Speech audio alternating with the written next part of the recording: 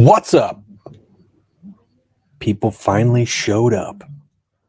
Barbecue Mike and Fat Boy Fox. We are live.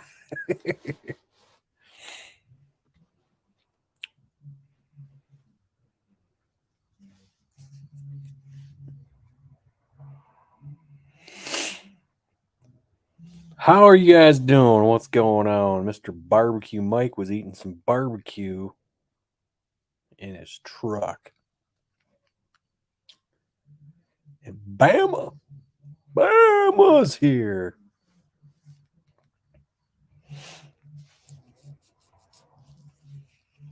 And Zacharonius is in here.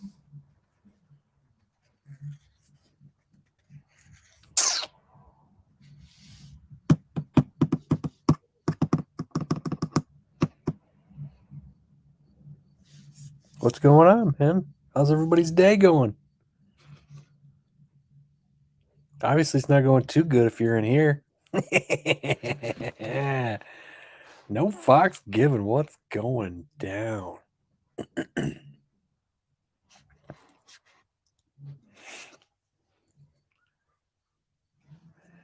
Guys like my my viaduct action. I purposely went over to that road where all those are at. You keep going through them. He's here, but he's fucked up again.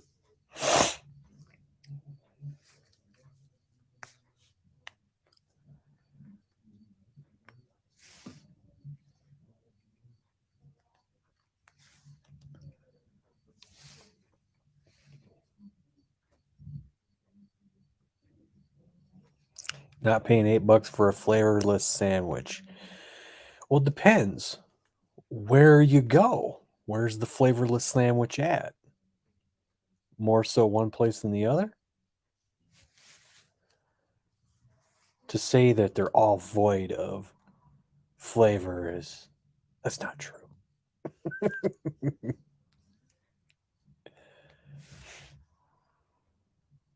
I can't get enough of Jersey Mike's Philly subs.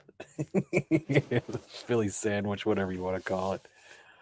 It's about as authentic as we're going to get around here. It was a restaurant. You're just throwing out generalizing accusations, sir.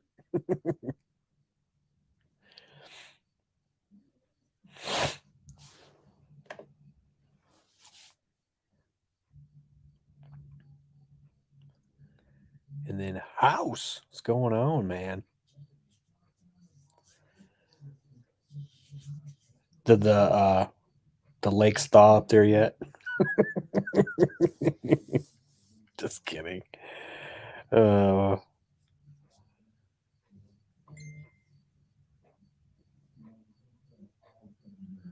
Big Kahuna. The Big Kahuna burger. That is a tasty burger. What's going on, 417 Fox? I went over to Justin's today because he was all excited. He got his snipe on his Impala, and things started right up. He goes, dude, come over. So I ran over there, and yeah, those things are pretty cool. It's not like a Terminator X, man. That thing is totally plug and play. So yeah, he plugged it in and started it up, but it went wow.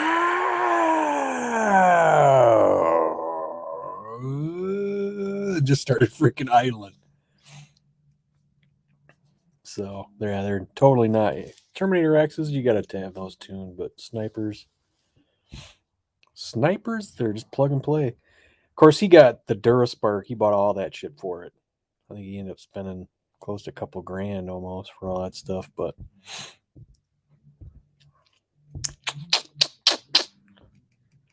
I've seen some other ones. Did you guys know Jegs has their own TBI? And I know it's probably a little biased, but on their website, it actually has really good reviews. I mean, it's their website, but I mean, there was a couple of negative things in there, and I don't think it was about the performance of it, but I was like, and it's a pretty good price. I think it was like 850 or something like that. And it actually looks cool. And I don't know, I've seen a couple other ones pop up. There's something called Aces fuel injection, which is, I mean, theirs is like $700. And I don't know about those guys. I mean, now you're getting really cheap.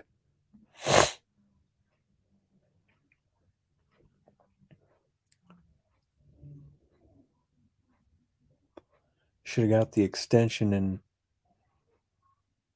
tapped on his bumper to mess with Justin. Got the extension. What do you mean?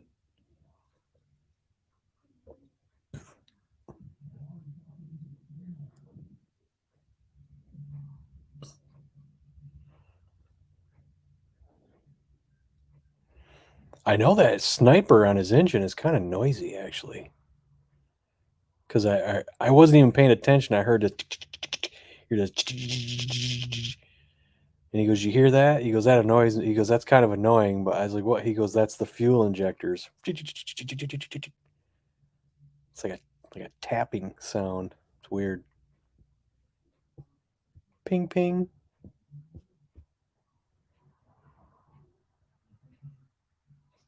Oh, sounds like. Oh, I know what you're saying. Yeah.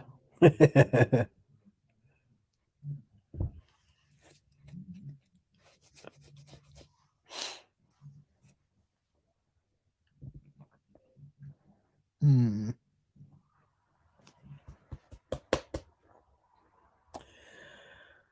And I got a car show tomorrow. I had to wash my car.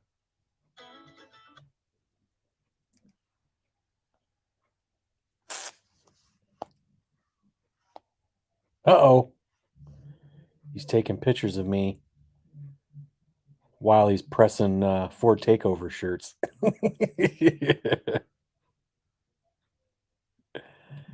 If you didn't know, 417 Fox is supplying the shirts to Caleb.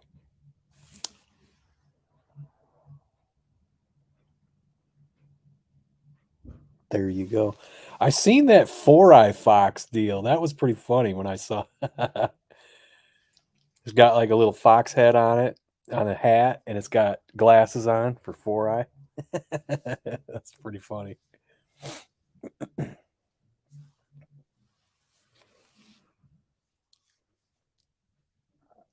Oh, holy shit! I got a bunch of messages. Oh,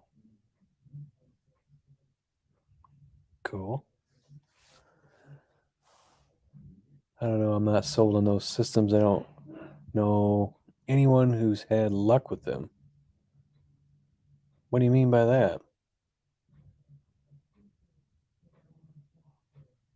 Because I've seen people at shows and asked them. See, that's the thing. I ask people about Phytech, and the people with the Phytech ones say I have no issues with it. And then I hear that people have had issues with them, and the snipers are the same thing. I've heard people. It's like I know Proline News who comes on here. He said his is fine, and he likes his. And then, like I said, same thing, man. I go to the shows and I see people use them. I ask them about them. They're like, "Yeah, I like them. Mine works great." And then I've heard, but I've never seen anybody that at a show and I ask them about it, and they're like, "Yeah, I don't like this. It works, but I don't like it." I've never met anybody at a show, but yeah, I've heard people who don't like them. Oh, you designed that for John? Yeah, that was pretty cool. Probably just get a carb. I don't know.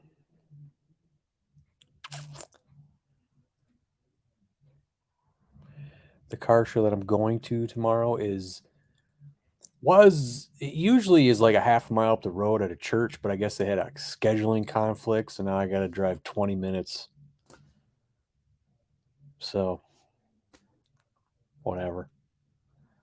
I don't know, man. I just be honest with you that car show has left a bitter taste in my mouth over the years. I'm just gonna go walk around, take a few pictures of stuff I didn't see, and then I'm out of there. It's it's a pathetic scene. The people who run that club and they've ran it for they just trade trophies. And I'm not going there to win trophies or anything, man. I see too many cool cars that go to those shows and they don't in they're a cool car, but then somebody from the club wins, and it's like, really? It's like Justin. Justin had his the same type. These are Mustang, local Mustang clubs. Another one we went to last month, he had his car there, and the car that won in his class with his Terminator, freaking 800 horsepower, freaking Whipple, a V6 that looked like it wasn't like kept up very well, wins. And guess what?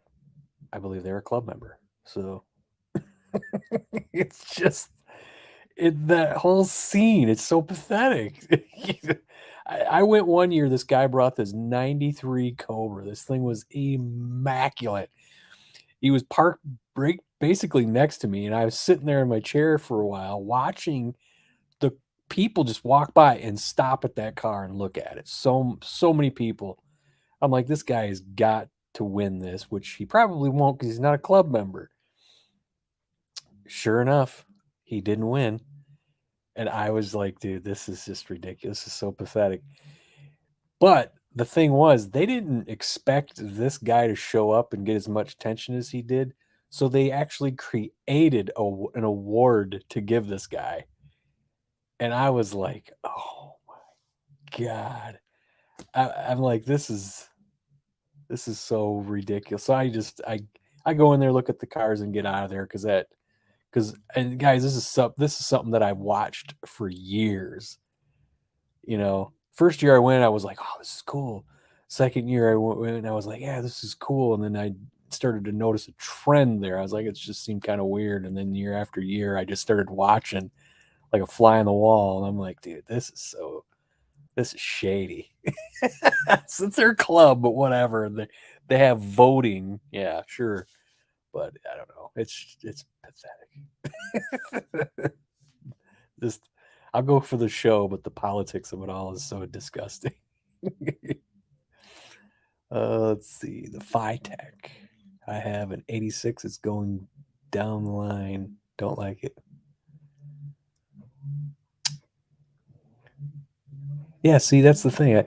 I've seen people with Techs on there at shows, and I've never met anybody who doesn't like them because they say they like them, they run well. But then I hear people say that they hate them. I gotta look up that fast system that's going on the notch to understand it. They're all the same. They're usually plug and play.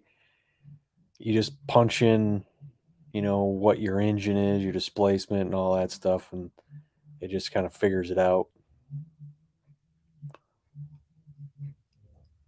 Everybody would know with a highly modified engine hasn't liked it. 3 or 4 guys, maybe a stockish setup, they are okay. Well, it depends on which ones you get too, because they got different horsepower ratings. So if you're pushing, 600 horsepower and you got the cheap one, it's probably not a good idea. So there's different levels of them as far as horsepower goes. I don't know if that's what it is or what, but clubs should not be allowed to participate in their own show. They do. I mean, I guess maybe the Mid Michigan changed, but I don't think this one is. But I'm not even gonna hang around there long enough to care anymore. Nothing more political than a car show. It's always who you know. It's just dumb. Hope they have a big guy size t-shirt.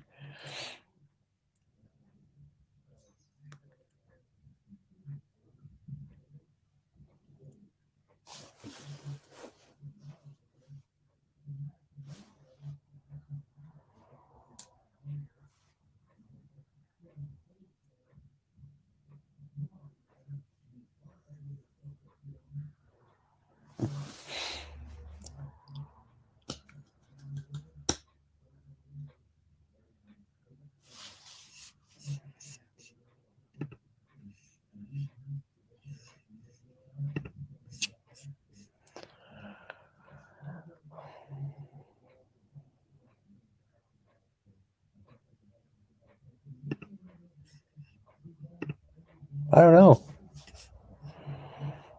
Bad Boy Fox, what's your size? Are you going to be there, man? Are you going to be at Ford Takeover? Did I miss you saying you were coming? Hitching a ride with MJI or something?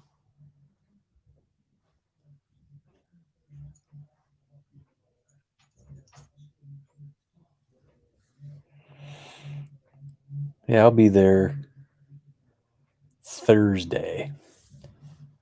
And then Motor City Fox Fest. I'm going to go the 2 days now because Gary just called me, Mr. Mach 1, and said they were going to get together on Friday, because the show is Saturday. If I was in, I was like, all right, I'll come down there Friday. He said bigger.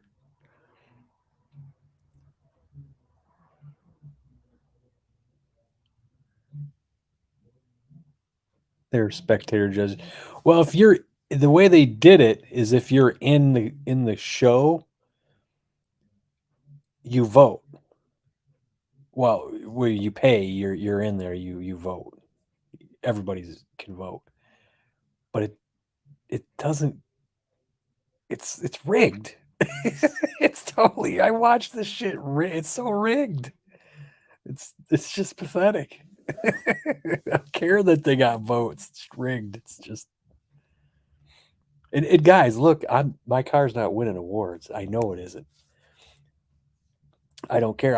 I feel sorry for the people who show up with badass cars, and they're no club members and they don't get nothing for it. But whatever. It's their club.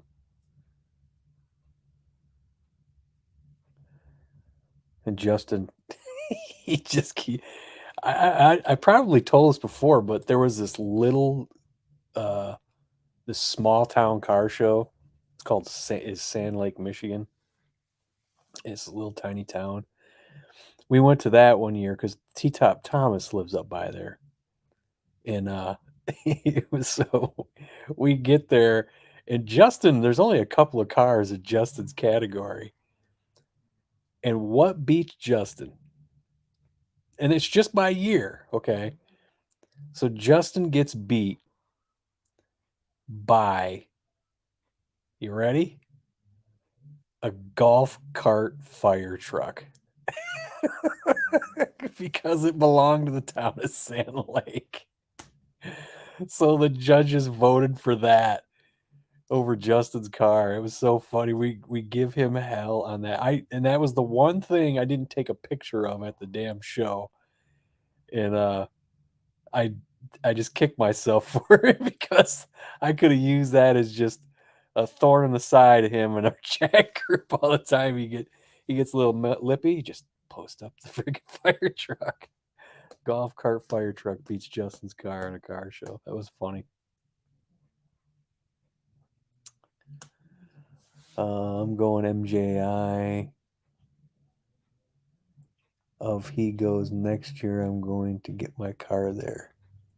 You're going with MJI?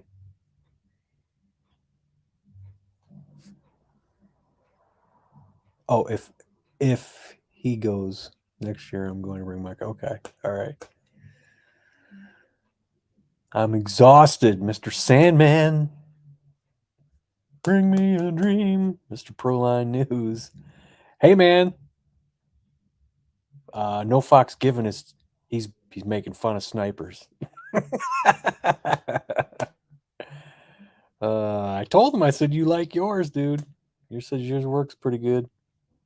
So, oh man, 4X. It's the largest they're going. Damn it.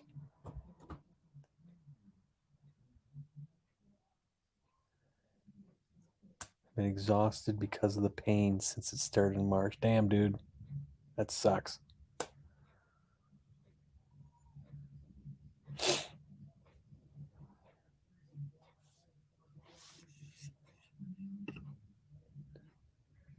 And we got no Sublime. Know what's happening. He didn't even give my Friday call. Didn't even give me my Friday call, man. Can you believe that guy? What a schmuck.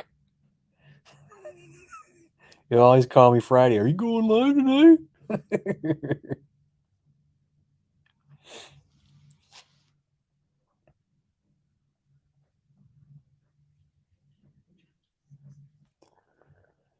Oh.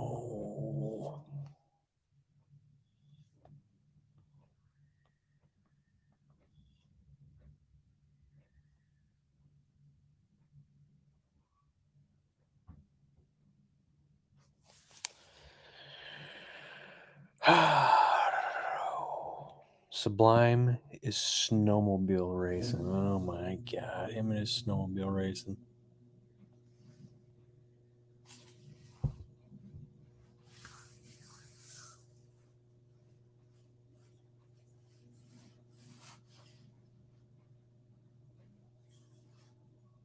Anybody going to Foxtoberfest?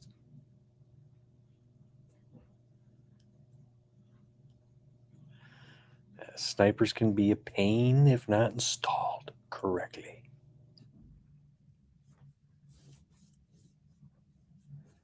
%100% correctly.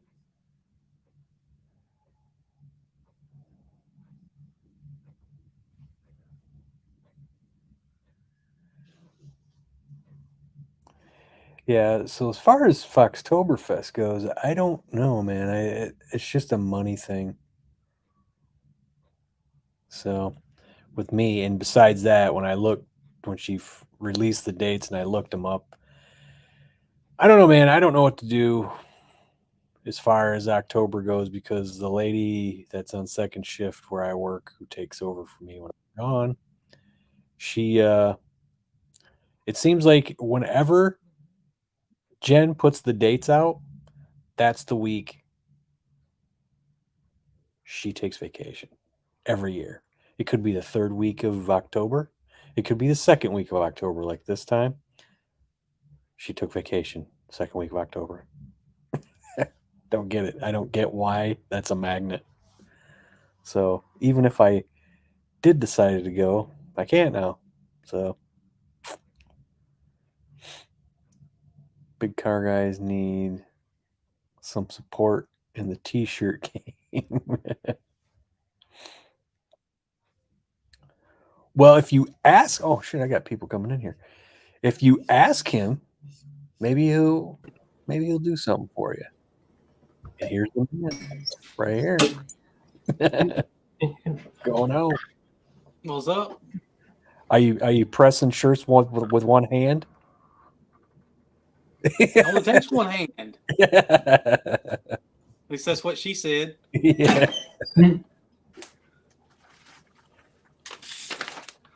Sorry, that wasn't too loud, was it? No. Not on mine anyways. It's a little squeaky when it goes up and down. Time to spend the company's money on fuel. Yeah. How much is it out west there, Mike? Got to be ridiculous out there, I'm sure. All them tree hugging. The sun's gonna power my life, people. Well, Caleb and Tom did the best on these shirts this year. Yeah, I love the takeover, which is like the motorsport. Yeah, Yeah, pretty cool. My favorite design so far. We made all the shirts last year too. But this year, I mean, dude, this design this year is freaking slick.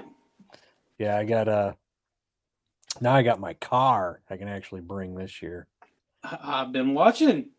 And I'm that glad. huh? I'm glad. I've been Yeah. watching. Yeah, that thing, man.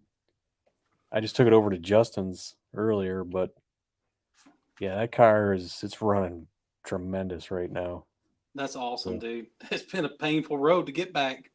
I know. I haven't said anything to anybody, but I am taking the car to there's this place right up the street called Venom Motorsports. They do a lot of 4x4 stuff, but the main guy there does have a Capri. I Oh was in there yeah. chatting with him, and so I went in there because Hack Job took his car there to get pinion angle done. And if anybody knows pinion angle, it's 4x4 guys, Sure.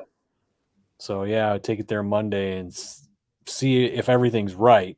If it is, uh-oh, you know. But plans are already in the works. So Heck yeah. regardless. Don't you always second guess yourself on everything you put back together and did I tighten this up? Did I check Well, that? that's the thing. I was driving over to Justin's and I heard something squeaking. I go, was that like Mm-hmm. a radius arm? Did I need to tighten that up? Mm-hmm. Oh, I got a funny one for you. So, I built that '57 Bel Air. Yeah. There's a lot more to that story, but I'll get to the funny one. It's just been a few weeks ago. We load it up on the trailer, and I take it to go get it aligned. And so, of course, I'm thinking about the rear pinion angle and all that stuff too. And he kind of can, they put even on those cars, they put the sensors on all four wheels, even though they can't do anything to the rear. But he confirmed with me that everything was square too on the car. And lo and behold, so they don't want to drive it because it's a 3 on the tree. So I get out there on the rack, I pull it off the rack, and in those cars you don't have any camber adjustment. The only way you can adjust camber is with shims. So Wow. they shimmed it out and everything off your upper control arms. So he got it pretty close. He said, "This guy was really good. I was really impressed with how well they could do with this old car, right?" Yeah. And I back it out, and my father-in-law said, "Well, take it down the road. I want to make sure the steering wheel is on center and all that good stuff." I was like, "Okay." I didn't no more than put it in first gear, and it's like the brakes locked up. Now, mind you, I just did a brake job on the car, and I mean, it's just right there in the parking lot, and I was like, "Oh no, what happened?" And I'm thinking, I just did this brake job, all new, everything, all the way around. Just bled them. I was like, something I screwed up, right? And it felt just like the brakes were locked up. So I finally ended up jacking the car up. Oh no, no, no. Of course, good thing I'm at a tire and Yeah. alignment place. They got jacks and stuff laying around everywhere. No brakes were locked up. Me and my dumb self. I remember when we were adjusting the rear axle. I forgot to loosen one side up where your U-bolts connect to your leaf springs Mm-hmm. and your axle. I'd loosened one side up to square it up there in the shop when it was on the lift. And I'd already tightened it once and then forgot to tighten that back up. So literally the whole axle probably shifted because when I'm walking around the car, I'm looking, I was like, something don't look right. And the whole axle was literally like this. So Jeez. so of course the freaking knuckle and the drive shaft is bound up so bad. Yeah. That's why you did it just Jeez. dead stop. So literally I'm out there jacking the car up, getting under the car, repositioning the axle right there in the parking lot, feeling like an idiot, But yeah, fun times. Well, Ford Blue Gauge told me, he goes, I know this sounds stupid, but he goes, just try it because I did it once and it worked.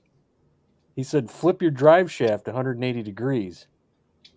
I was like, really? He goes, dude, I don't know why. He goes, but I did it on his dad's car or his uncle's car or something. He goes, and I couldn't believe the freaking vibration went away. Really? He goes, you can try that before you do anything else. It's free, Yeah, it don't take long. Okay, so I did that, and it helped, but it didn't take it away. I was like, all right. And then I went and got my tires balanced, which I kept telling everybody that took away the shake of the car. but not the drive line. You know, I was like, yeah, it's still there. It helped. I mean, all that stuff helped, but it didn't get rid of it. I guess that's why they tell you to go ahead and always mark your Yeah. drive shaft when you pull it off. That way it goes back on the way it was on there. Yeah. Well, when we pulled it off, I took it to got it balanced and new U Yeah. joint put on it. So I didn't think it'd matter anyway, but I never really thought it mattered anyway. But it doesn't matter if you tighten things back up. yeah. Now that's the other thing. When I was underneath there, I started looking at all my rear control arms and stuff that were replaced, and everything was nice and tight. And so, but yeah, it's got upper rear adjustable rears, so they can do what they got to do on that. Yeah. What's up, Jamie? And his alignment shot him. I dropped the rev limit to 3,000 and killed the timing in the ECU. Yeah. I can't see the comments. Let me know if somebody. Yeah. And then, yeah.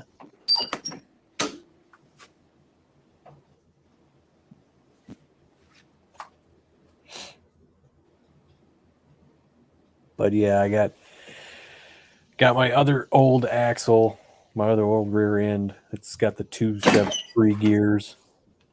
That's getting, I'm going to redo that and stick it back in the car. Because I can't really use the one I got in there.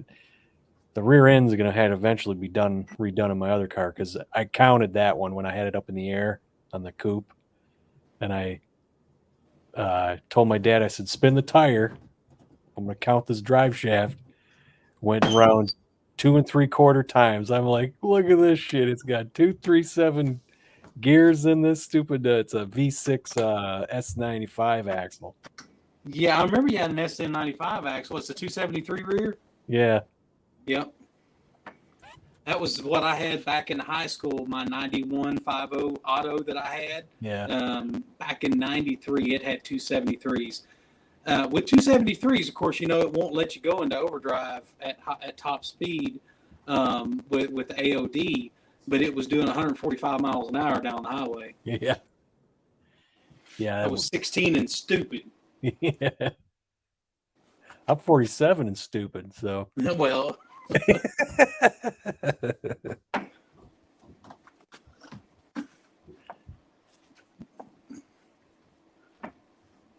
how much are the shirts going for? I don't know.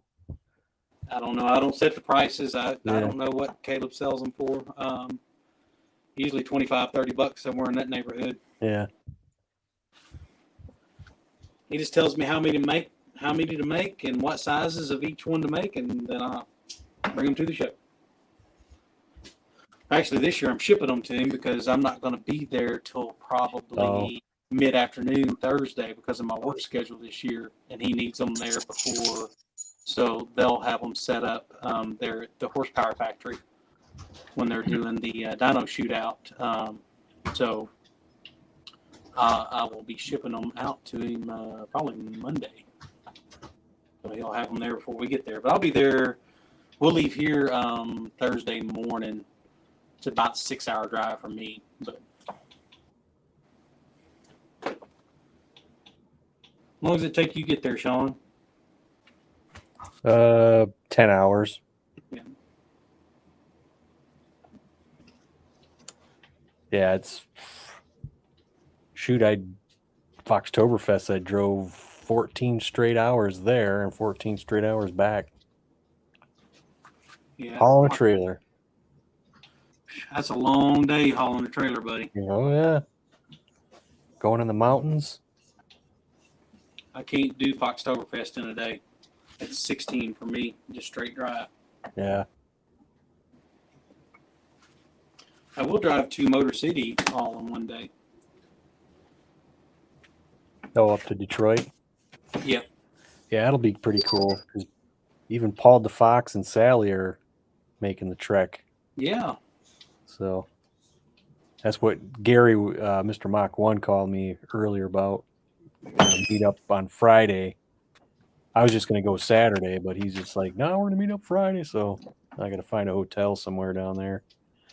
Do they still have any of the rooms left at the event hotel? I don't know what that is because I wasn't planning on. If you go to Motor City Foxfest. foxfest.com, if you scroll down, he's got a link that takes you, and it's the DoubleTree that literally is like a third of a mile from the event. And if I'm pulling up my Hilton app here, and I think in Dearborn, the DoubleTree Dearborn, and if I remember correctly, it was a really, really good rate for what it is. Yeah, I went by there in January because we were doing. Mob said, "You guys, let's do another party at Mob's. Come on down." So it ended up being me, Sublime, and I, and then we ended up going to the Henry Ford Museum. Oh yeah, that was my birthday weekend. So I was like, hell yeah, I'll go to the Henry Ford. I haven't been there since I was a kid, and that's pretty cool. And then we drove by Ford headquarters and went driving by their test track, which you can't see because there's big walls, but there's big, huge hills that they drive the trucks on that you can see over the fence, over the big fence. So it's a big area. This is a big area. Yeah, I'm looking forward to going to that. It looks like it's $159 a night if they still have any of those rooms left. I know that ain't cheap, but it's a lot cheaper for a Hilton property that's literally on top of where it's literally the closest hotel to this. My phone going off here. Yeah, it's Ford Takeover is about how much the Best Western is. Where are you staying at Ford Takeover? Best Western. I can't remember where my in-laws set that one up. They used some points for something, and I think we're staying over close to. It's one of the hotels right over by the Holiday Inn. One of the host hotels. Yeah. But I can't. It's not the Holiday Inn. Yeah, I was just gonna do that again, but then everybody's like, "No, man, we stayed Best Western last year. It was awesome." I was like, "Oh, okay."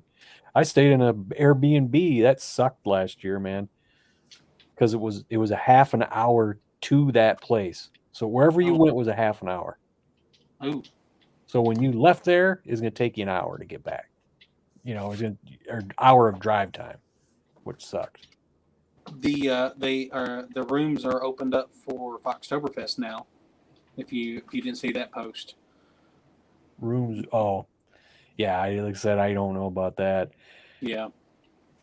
Probably not gonna make it. That's gonna suck.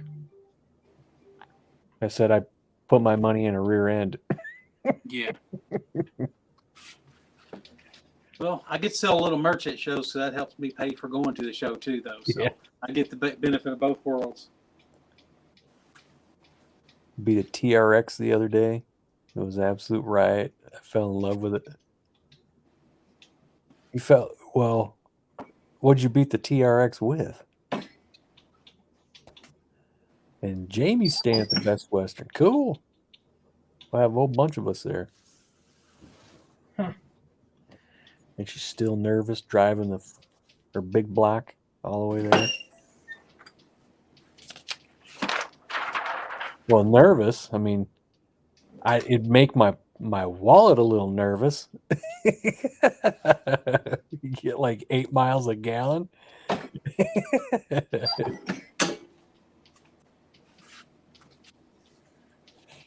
And MJI, what's going on, man? He's going to Foxtoberfest.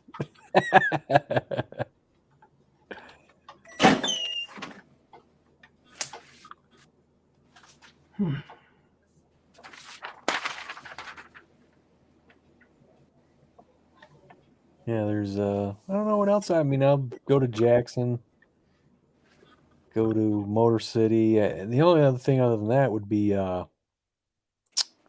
Dream Cruise in Mustang Alley. I'm gonna try to make it up there to that one year. Yeah, that's a fun time there. I mean, there's just more Mustangs than I've ever seen in your life are right there.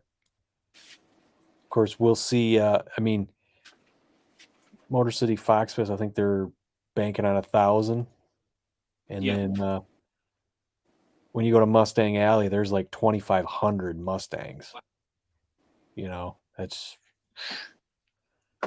You only get so many vacation days every year, and I know next year we're going to kind of change it up a little bit, and I'm going to go to Carlisle next year, but that means I have to not go somewhere else, which means yeah, I probably won't go to Chocolate Fox. Those are both right there close to each other, yeah, distance and time frame, because I'm still going to go to Ford Takeover. I'm still going to go to Foxtoberfest, and you start running out of vacation days pretty quick. And I want to go to Holly Ford Fest over in Kentucky, just to go, just not to go be like a vendor or anything, but I just want to go there. Mm. Shoot, I get like what 6 weeks vacation a year because I've been there so damn long. But shoot, I want to just take my truck and go out west because I've never been out that way. I've never been past the Mississippi River. Really? Really? Well, I am driving to Vegas this for work, but conveniently, my wife is going to go with me for a work trip. Now, the company they provide me a company vehicle, so they're like, "Well, looks like you're driving." Yeah. There's a big convention that I'm going to there to represent our company in Vegas in September. But I'll be there all week. But the convention I only have to be at for 2 days, so that's a workcation without taking vacation. Yeah, yeah. That little Danger Ranger, it's going to be a long haul from Vegas. What is it, 22 hours I think from my house to Las Vegas, something like that. You got a Ranger? I thought that was an F-150 that I saw. I used to have an F-150 that was a company truck, and then this last round I got a brand new crew cab 4-wheel drive Ranger is what they give us now. Okay. Versus the crew cab F-150s. Now we have our personal truck is a crew cab F-150. That's what I pull a car with. But yeah, I had when I first started with the company, I had a 3.5 EcoBoost FX4 crew cab, and I was like, man, this is nice. Then the next one, a 2-wheel drive, 2.7 EcoBoost. A crew cab. And I'm like, okay, well, I can't complain. It's a free truck. They're like, well, now you get a Ranger. Well, if they thought it was going to save you money in gas, that Ranger gets worse gas mileage than that full-size crew cab with the 270 EcoBoost. Wow. It does. And is it an EcoBoost? It's the 4-cylinder EcoBoost, yeah. Okay. That's all they put in them. Right. Yeah. And I mean it's sufficient, but it once you get past 70 miles an hour on the highway, it's getting like maybe 22 miles to the gallon. That crew cab 2.7 I had would get 24 to 25 miles to the gallon on the highway. It had tons more power than that Ranger has. Yeah, my 3.5 gets close to 20 on a long haul trip, and then when I'm pulling, I usually get about 13 miles to the gallon on it. Yeah, my truck, that's about what I get pulling my car is about 13 on average, sometimes a little more, sometimes a little less with our F-150. But I found out if you put a 6-speed behind a Coyote, you'll get insane gas mileage. Just ask freaking Adam. But yeah, I bet he probably running like 1,200 RPMs at 75 miles an hour, and it's just sipping gas. He said he barely filled that up when he drove it down to Foxtoberfest. I get there, he's helped me unload. He goes, dude, I forgot what he said. He's getting crazy. I was getting crazy gas mileage. He goes, I barely stopped for gas on the way down here. Nice. But yeah, the other rear end I'm building, I'm going to make it a little bit better on RPMs. at speed, I'm gonna go with a 355 gear. It's got 373 in it now, but something to take those RPMs down a little bit because I do drive the car. I mean, I wish the freaking cruise control worked in it. I'd drive it to Ford Takeover, but yeah, that I did that once, and holy crap, my freaking foot was dead. Oh yeah. I had to get out a couple of times. I had to stop and get out a couple of times and walk around. It's like, Well, I'm jeez. glad the cruise works. I think the perfect gear for a Fox that's a street car, that's just like what we drive, is Yeah. a 355. That's what's in my car. Is it? And you can still run highway speeds without racking them RPMs up, and you still got plenty of low end. I mean, it ain't 410s or 373s, but it's kind of the perfect happy medium. Yeah, that's what I'm saying. Yeah, take off some RPMs at speed, but still be, get up and go. Oh yeah, yeah. The first year I went to Ford Takeover, I drove the car there, and car got like 22 miles to the gallon, Yeah. crazy, with 355s in it, and of course it's not a bad ride when you can hit that cruise button. Yeah, and I'll tell you what though, you get, I don't know, my truck. I'm so used to the damn cruise control in it. It's like I use it every day. So, 460 has 355s, 4-speed granny. Yeah, 2600, but cruise and AC works. Yeah, that's what my car right now at like 75, 80 is 2700. I like to knock that down a little bit. And you get so used to I'm so used to my truck and its 36-gallon tank. I fill up and basically make it to Ford Takeover almost. Yeah. Yeah. Yeah, I think mine runs at about 2200 RPMs at 70. That's what I figured it'd go down to, about 21, 22. If I put that in there. It feels real comfortable at that RPM. It's just so funny, I'm driving my truck and I don't got to worry about gas so much, and then get in that car and you just got to keep filling up, You may get 20 miles to the gallon, but or around there, but it has that small tank, 15-gallon tank, fill her up again. Yeah. Let's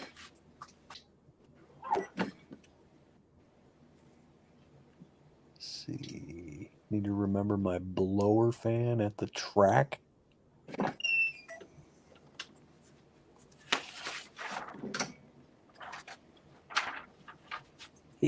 Your 2018 car doesn't have cruise, but your 87 F-150 does. That's funny. I didn't even think you could buy a car without cruise in the last 10 years, Harley. No kidding. She has two 18-gallon tanks. Well, I got one 36-gallon tank.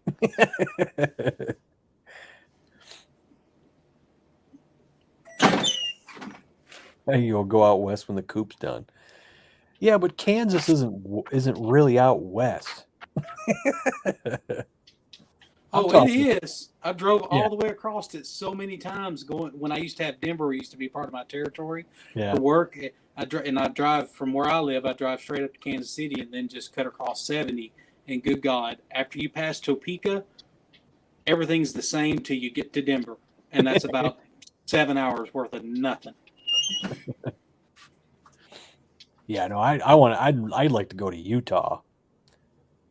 Go out there and see Utah. I mean, the stuff that I see on YouTube that people go out there and do is like, geez, look at this place. That's one state I've never been to Utah, but I know there's some beautiful country out there. It's freaking gorgeous out there. Our friend Kevin's gone there and sent pictures. It's like, geez, dude, that looks freaking sweet. I watched this dude living the van life. This guy does good cinematography and stuff, and he goes on trails and stuff. This is when he was using his Volkswagen Westfalia. It's that little camper van, 2-wheel drive. It's got a lift on it. It's got some all-terrain TAs. He took this thing out in Utah and holy crap, he found the mini Grand Canyon, and it's all overlanding. Oh wow! And I was like, look at this. And he had a drone flying. It was huge, this huge canyon. And he was standing out at the edge of it. I was like, damn, look at this. And you can't get to that unless you go, freaking 4-wheel drive. And he had a two-wheel drive Volkswagen Westfalia out there. Wow. I will go to Utah. I want to go to Kendigit. No. Go see the shop there. Yeah, you know what? They make some cool cars, but I cannot watch that show. The commentary just drives me crazy. I'm like, it's so, I don't know. It's very scripty to me. I appreciate something, but they're craftsmen.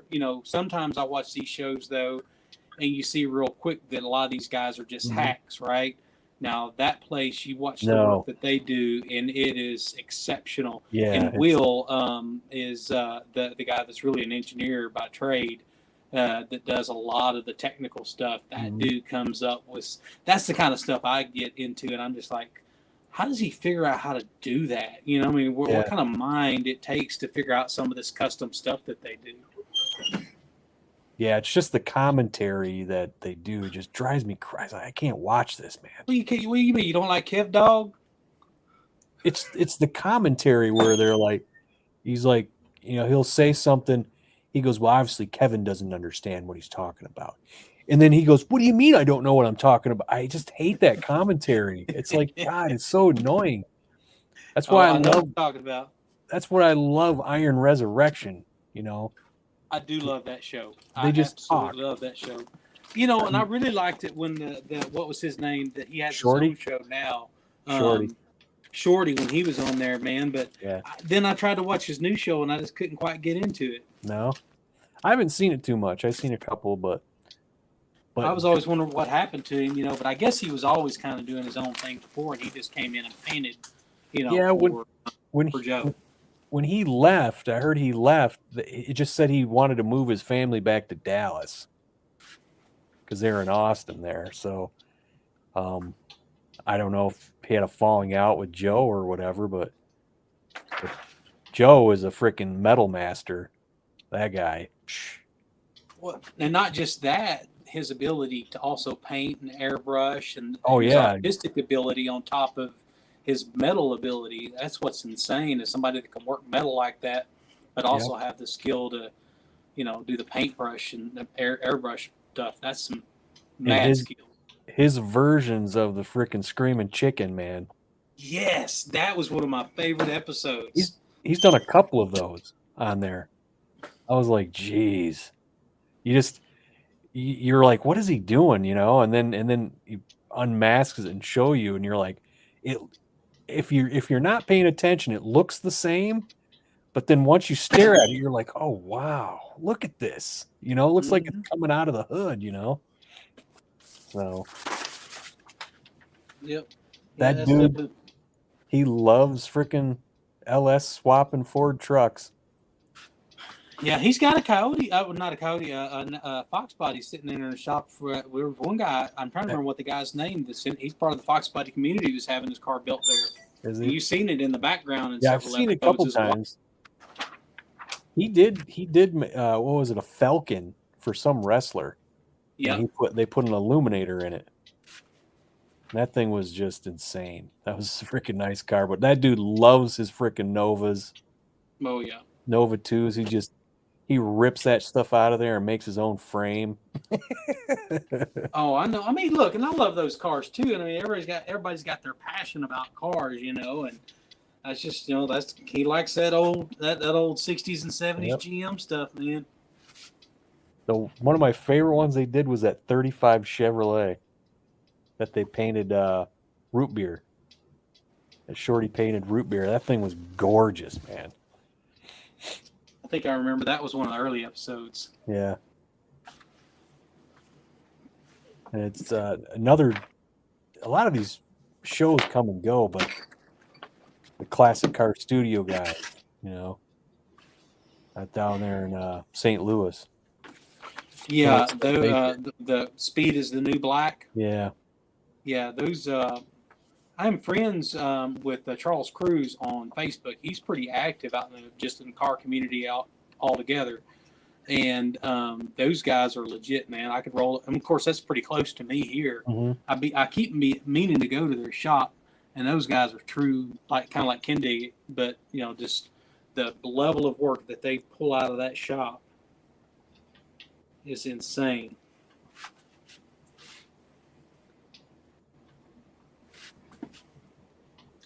Yeah, there's some cool guys on YouTube. I know everybody likes Vice Grip, but there's other channels like I don't know if you ever heard of Puddin's Fab Shop. Who? Puddin's Fab Shop. Huh. He's pretty cool. He just like he says he fixes a lot of junk. He likes patina. He's a big patina fan, so he just did like what was that? It was like a Chevrolet wagon, or he took the frame off it, painted it, put it back on, rebuilt it, put a 350 in it. Then he fixed all the little bit of rust that was on it and fake patinaed that spot where he fixed. Wow. It was pretty cool. It looks pretty good. Matt Heimer, he needs to start a YouTube channel and show people how he does that. Where he gets those cars and does that with them. Who's that? You know what I'm talking about? He's got the Mustang shop down in Jupiter, Florida. He's got those really popular coupes, and he'll do the rust treatment and all that. Yeah, what is that? He's a big SVO guy too. His name's Matt Heimer. I thought he had a YouTube channel. No, he does not. But I told him he needs to start one because the crap he does is so different. I think he was going to sell one of those coupes he just did, but it's he digs them with the ROH wheels and and he drives them too. I know that one coupe. I think he drove it to Foxtoberfest, and he's got reproduction Bush and Reagan bumper stickers on the car. Like from the election back, like what the '84 election, Reagan Bush. I mean, and I was like, and it was period correct for that car because it was, I think it was like an '84. Yeah, there's another guy I like watching on YouTube because you remember Ed from Wheeler Dealer? Yeah, that guy. When I started watching that show, he blew me away. Yeah. He could work on anything. It didn't matter what it was. And there's a guy on YouTube. He's called No Nonsense Garage or No Nonsense Know How. He reminds me of Ed because there's nothing that dude can't do. And there's nothing that dude can't get running again. It just blows me away. When he does gasoline but then he goes out and he finds this bulldozer that's been sitting there for 37 years, and it had a bucket on the exhaust, and it looked like it just rotted away. So he goes, well, let's get underneath here and see what's going on. So he opened up the oil pan. He said about 2 gallons of water come out of it, and then oil started to come out. So then he put the plug in there, and he got that thing running and moving after 37 years. Wow. It's unbelievable, man. That guy does everything, man. That guy is really good, I think. And he'll go out to him and his I don't know if his wife or girlfriend, they'll find a car out in the Southwest because they're in Philly. They'll fly out there, rent a car, make runs buy the car, make runs to the auto parts store to get it rolling and driving, then take the rental car back and then drive the car all the way back to Philly. Wow. And it's amazing. And the thing is, it's like a vacation for them. So they'll stop in these towns along the way, the dive bars, and as he's going, he's fixing certain things that need to be done to the car. It's amazing. I love the freaking channel, man. Who is that again? No Nonsense Know How. No nonsense, no how. I'm fixing to look that up real quick because if not, I'll forget. I know me. But in the next 15 minutes, that is gone. Yeah. And he'll do motorcycles. He'll camper, the truck bed campers. Him and his girlfriend restored one of those, took it out west and went camping with it for a couple of weeks. Just the stuff the guy fixes, man. Here, yeah. So this right here, right? Let's see, I can't see that. Yep, that's it. And he's got no nonsense, no how to as well, because he does a lot of some of his adventures are on that channel, but he does like a lot of electric bike reviews. So many people send him stuff, and yeah, he's got like 400 and something thousand subscribers, so yeah, he's doing okay. Yeah, it's funny because he's got all this stuff in his backyard in Philly there, and he just tore down his garage because it was old and it had termite infestation. He started burning it in a burn barrel. And then finally, he showed the last video was him tearing it completely down, and now he said the new building's up, but it was funny. Yeah, I don't hardly even watch. I don't have time hardly to watch regular TV anymore. Yeah, so what little bit of anything I do watch is usually on YouTube. Yeah. He's like pole barn garage. Yeah, my dad likes that. That guy. My dad's the one because I got him on YouTube. Once I got him on YouTube, that was it, man. He started watching Derek Puddin, No Nonsense, No How. He found This and That Garage, which is an older. I think he's in Tennessee. That guy.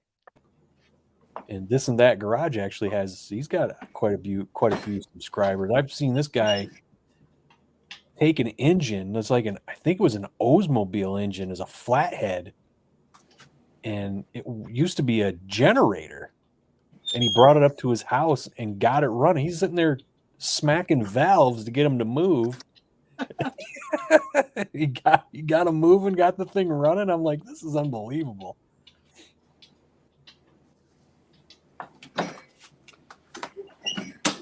Well, don't we do some stupid stuff with cars though? I know. Sometimes when you know better, but then you don't do it, and then you bite you in the butt. Yeah. Mm-hmm. Yeah. I've just had that recent experience. Yeah. Oh God, I was so tempted to go look at a car today because I need another car like I need a hole in my head. Yeah, no kidding. Yeah, it was a freaking 08 with like 70,000 miles on it with a Whipple. Oh. Yeah. That's a no, it was not a Whipple. It was an Eaton. It had an Eaton on it. That's a 3-valve. Huh? Yeah, it's a 3-valve. I don't know it's a dealer that has it. The car said there's no flaws on it. Looking at all the pictures, interior and everything looked perfect. Looks like whoever did the work under the hood, looks like they changed the fuel system, changed a lot of stuff to support. But still, those cars, I mean, maybe it might be 450 horse, maybe something like that. But still, it'd be a fun car. They only wanted $15,000 for it. I was like, I'll be selling this 07 I've got before too long. Yeah. Once I get the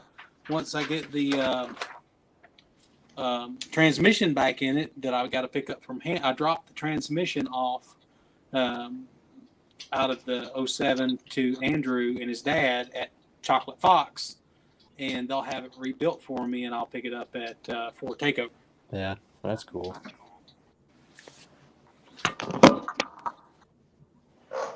Bama 5.0 in the house. Come hang out with us.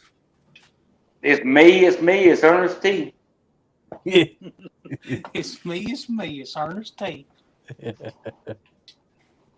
My YouTube playlist is erratic. Cars, drag racing, grass cutting, politics, UFOs. Do you watch the whoever said that, do they watch the Y-Files? I've been watching that guy. I watched the Y-Files. He's the best, man. He's awesome. He is the freaking best. That dude's awesome. And the thing is, he gets you sucked in on some of those. Yes, He gets you he's so sucked in the good at that. beginning of it, and you're like, I can't believe this. And then he starts tearing it apart. Yeah. And you're like, oh, come on.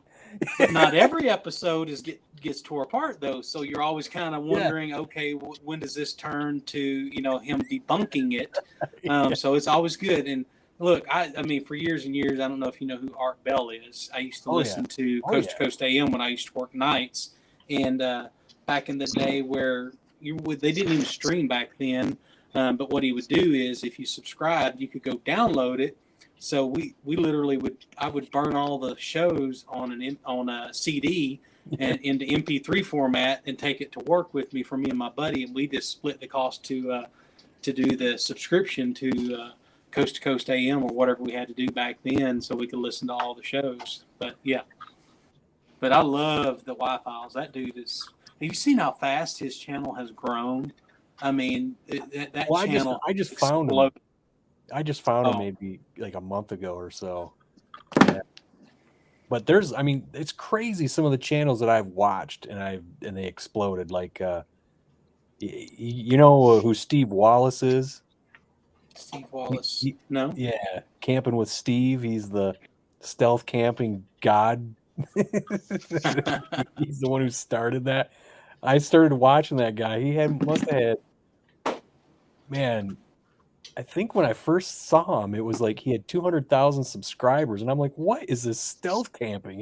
It just cracked me up what he was doing. He is over 1 million subscribers now, and I just looked up the Y-Files, and I know he was well less than a million when I started watching him, and he is at 2.2 million subscribers now, and he's just blown up. And who was another one is Mav. He's just this young kid who was fishing and camping and stuff. And I don't know. He was camping in his truck. I was just watching it. Again, he was 150,000 subscribers. Dude's got like 2 million. Wow.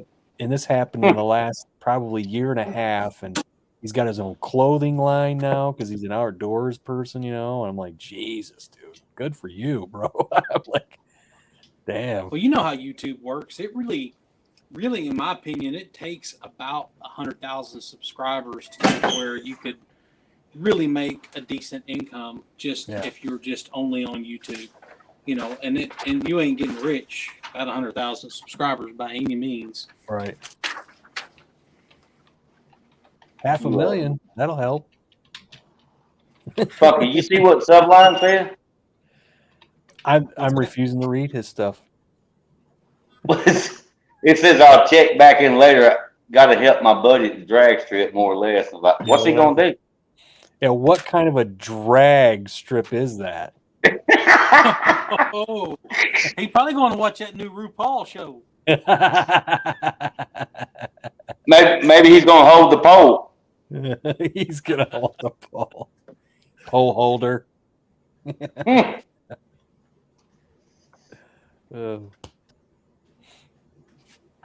You gonna clean his rims or what? Yeah, no kidding. Oh, good God! Now we're getting deep. A lot of times when we're down here, my wife and I, we got a TV. Bully. And we're watching Paramount Plus a lot, and she likes watching The Amazing Race, so she's watching all. And constantly, they're showing that.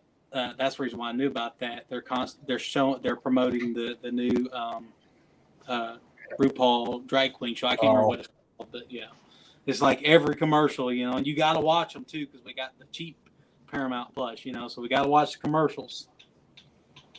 Yeah, you got the cheap version. It's like me with YouTube. I don't buy their premium. I just watch. Me neither. Commercial, or I'm paying for that. Speaking of this and that garage, here he is. Hey. Oh, there he is. Call me a bully. You're a bully for not coming in here.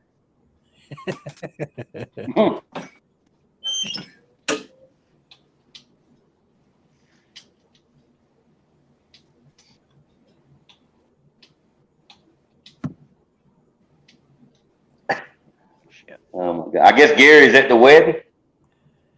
I said his niece was getting married this weekend, I thought, right? Yeah, I didn't know if it was day tomorrow or something. Yeah. I think it's tomorrow, but yeah, I don't know what he's up to right now.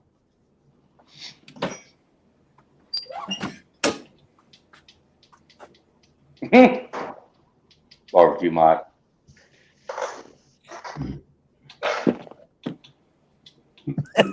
He's gonna wear his high heels and a skirt.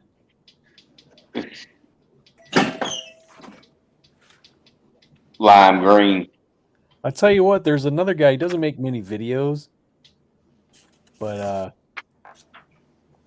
it's called Georgia Stangman. He does some pretty good. He's got a lot of knowledge on fox bodies. He's very, very knowledgeable with engines and stuff. Who was it? Georgia Stangman. I ain't heard of him. Yeah, he's a pretty good channel. Do the little. It'll make your brain spin there a little bit. And what he knows. Another mad scientist. Mad scientist, just a guy who really knows his stuff. Well, that's Ford Blue. Yeah, that's ridiculous. As much as that guy knows. That's my phone to friend all the time. Hey, I got him on speed dial. Yeah.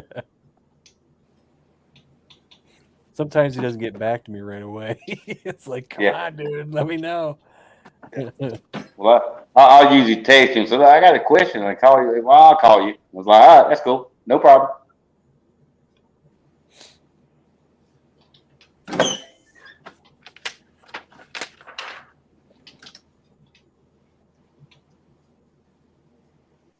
Damn, happened there. And Little Salty. Where's Little Salty at? Little Salty. Yeah. He's in Georgia.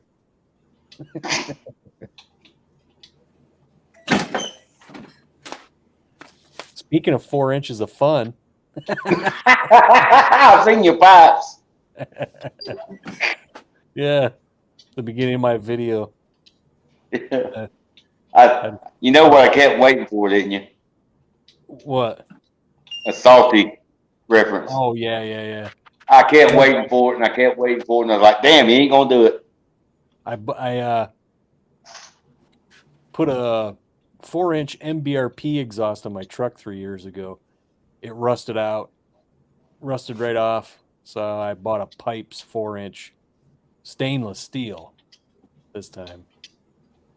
A lot better fitment on that one. But yes, that was the beginning of my video. You want to hear what 4 inches of fun sounds like? And I hit the gas. A big, dumb, gigantic, stupid exhaust. And then that damn rooster. What was it, 7 or 8 times? Oh yeah, he's done for now. He ain't around Yeah. anymore. I was sad. Believe me, I wanted to put something on when I commented, and I said, no, I'm not gonna do it. Yeah, I got this. The neighbors has chickens across the street, so you could hear him in the background all the time in my videos. So I did a when he I always put a chicken count up on the video. I put the little chicken icon, the emoji. And then I seen on Facebook that he was showing his kids how to dress chickens, field dressed chickens. And then I found out that he took out the rooster. I was like, what? Not the rooster. So no more You've watched rooster. enough of my videos. You've heard plenty of roosters. If I'm outside, I've got chickens and rooster next door. Oh, So yeah. of course, every time you talk, they like to talk with you. But that thing he was really sitting there I editing. remember one. that video of the exhaust. Oh, the old one? Yes, the Yeah. old one. Yeah, the new one was after I got it on, I said, let's go find some viaducts. Yeah. And And then there's an area over here where I live where I-96 and 131 intersect, so there's a whole bunch of them. So I was going over there driving through those roads. What? That shit's funny. Oh, big, dumb, stupid exhaust. They're so funny. All these people that take those things seriously just crack me up, man.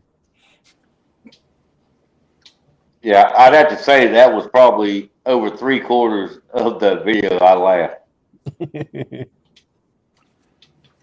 Man, I'll tell you, I never heard so many loud S550s than when I was at Pitts this year. Oh, yeah? And I was like, I can see how some people kind of get a disdain for some of the S550 crowd because of some of the obnoxious, loud exhaust on some of Yeah. those cars. When you straight pipe those cars, oh God, they're insanely loud. And Yeah. it's just nonstop is all you're hearing. Look, I don't care. You do what you want, but I Yeah. can see why people can go, God, just shake their head, because it's just Yep. nonstop. The revving and the popping and the. What's up, Brian? Yeah, what really is getting annoying for me in my older age are Harleys. I'm really getting sick and tired of Harleys, dude. I've never been a Harley Davidson fan. I've never been a really motorcycle fan, but if I was to get a motorcycle, it'd be a Jap bike. I've always liked Kawasaki's, Hondas, Yamahas, they don't bother me. It's always when you pull up to the stoplight and you got the dude sitting next to you and he's just, oh, Yeah. and I'm like, is it gonna die? Is Yeah. something wrong with it? Yeah. Or you're filming a video and you gotta be by a busy road and those things blah, go by. It's like, God. Have you ever seen that little video clip of somebody talking about a Harley, an old Harley or something, or Panhead? I don't know. I can't remember the specifics about what Harley. And you hear the chopping, the motor chopping, Yeah. and it cuts away, and there's like 6 of his buddies all bent over, slapping their butt cheeks, and it literally, you thought it was a freaking Harley sitting there chopping, and there's all these dudes sitting there slapping their butt cheeks. It's like the Steel Panther song, Fat Girl. They're all, you see this dude, he's sitting there singing and his hair is blowing, right? Mm-hmm. And so they pan the camera back and it's the other 3 members blowing his hair. It's just funny. Triumphs. Tired of all these coyote swaps. I'm not tired of them. I mean, they're cool. There's one I need to go back. Somebody did a full S550 swap on a 93 Cobra. Oh, yes. They did What's his name? Full interior and coyote swapped it. I started to see it. I think I was at work. And on break, I seen somebody mention it. I'm like, what? So I pulled it up and I'm like, all right, I got to watch it. And then I forgot. Forgot what it was.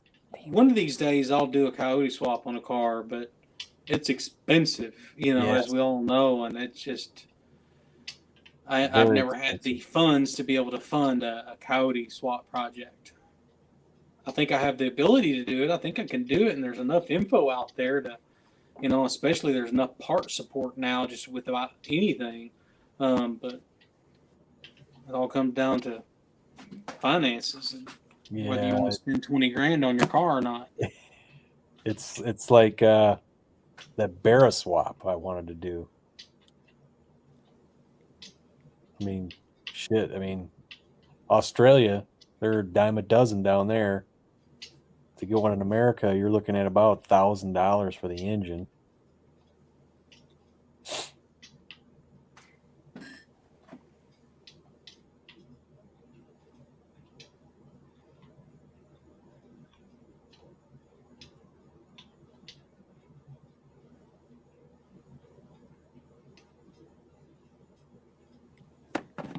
Oh, there it is. Find it. Purist Motorsports is what it is. That's what they're called. I think that would be the coolest thing to do is to be if I did do a coyote swap there's been a few of them done.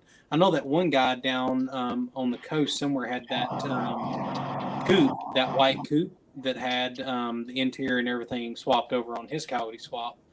Captain Robert or something like that, I think on Instagram.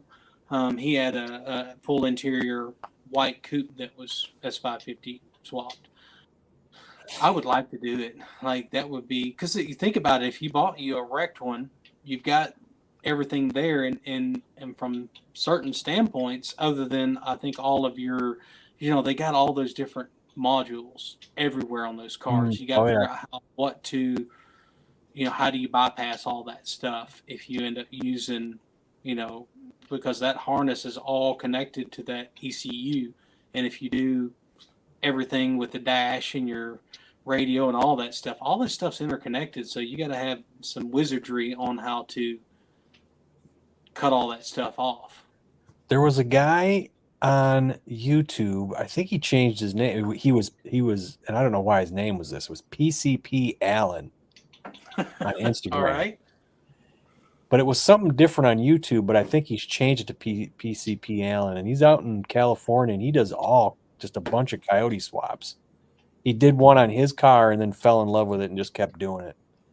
And he showed you how to hook up the stock gauges on a coyote engine. I was watching that one day. I was like, oh, wow. But the easiest thing is to just get the control pack and be done with it. Mm-hmm. But then you can't. That's if you're going to do like a Holley, you could do like, a Holley screen or something like that if you want to, or Dakota Digital or. Speaking of that, I got my wiring kits. I'm going to put. I think I'm going to do like the amp meter. That really cool. What is the model of it? I'm trying to remember I have to go look it up. But I'm going to put a Dakota Digital in the 86. I've got a wiring kit for it. New Rad Solutions. I met him at Chocolate Fox, and he's an engineer by trade, and he's come up with this kit that really simplifies your wiring when you install like a Dakota Digital. So you get to plug straight in. It has the plugs that go into the back of your existing, where you can use your factory plugs, so you can just plug straight into those and then wire everything in. So it makes a really, really nice looking install without any bunch of butt splices and all that stuff. So I got a couple of those kits from him. He's going to be at Ford Takeover. He called me yesterday, and he reached out to Caleb, and Caleb, I think, just posted today that he accepted to be a vendor there. So he'll be there. You can check his stuff out. I was pretty impressed with it anyway. I put a lot of thought and effort into, and I hate wiring. I hate wiring. Anything to make the wiring job a little easier and a little more professional looking, I'm all for it. Yeah, that's the thing. The Dakota, I like the look of the stock cluster, but the Dakota Digitals is nice because it's just that one plug in the back. That's what's nice about it. But yeah, I would, if I were to do one, I'd love to get that LMR one just because it has that stock look to it. And there's the new version of that one, I think, that has I think there's a newest version that has still the stock look, but you get a couple of small LCD display screens on it too, that just kind of blend right in. But I think I'm going to do that full on, LCD dash on my car on the 91 when I do it. That's customizable and all that kind of stuff. I like techie stuff, and it kind of goes along with my the radio kit and all that kind of stuff. Yeah, because Justin he put that auto meter one in his. That's what I was going to do in mine. Was it? He put that in his Fox. He loves it, and I give him crap for it. I'm like, yeah, well, it ain't no Holley touchscreen. I dig it, man, and they're not terribly expensive either. So I got that kit. He's got the Autometer kit for like your Aero Foxes, and then of course the The Dakota Digital is much more involved as far as wiring. Most of the Autometer stuff kind of comes pre-ready to go. You don't have to do a whole lot of, not as much wiring on those. When I get to it, Slowly gathering parts to the Coyote Swap 86 coupe.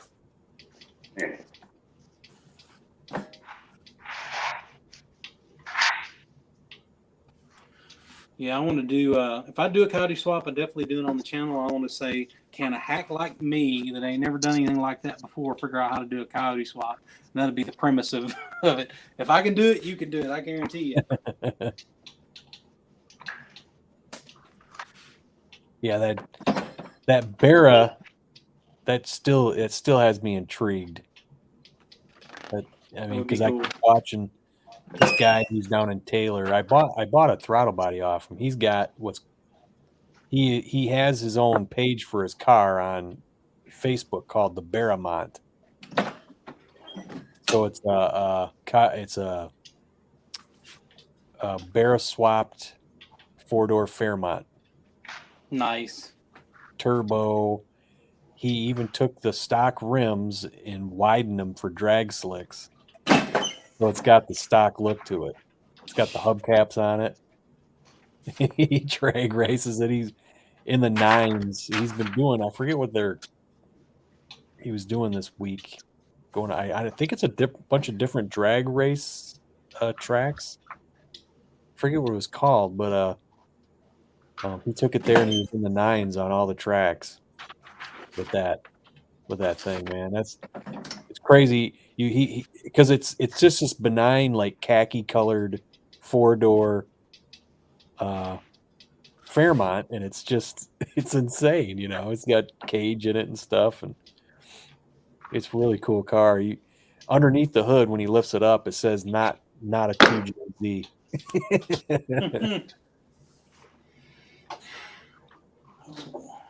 And what was it? My cousin sent me this. It was like a GTO with this big ass engine and blower on it, and it had, I think it was a big block. It had 2,000 horsepower, and my message back to him was, I said, it's funny. I said you could put a Barra engine in that and have the same amount of horsepower, and it'd be the third the size.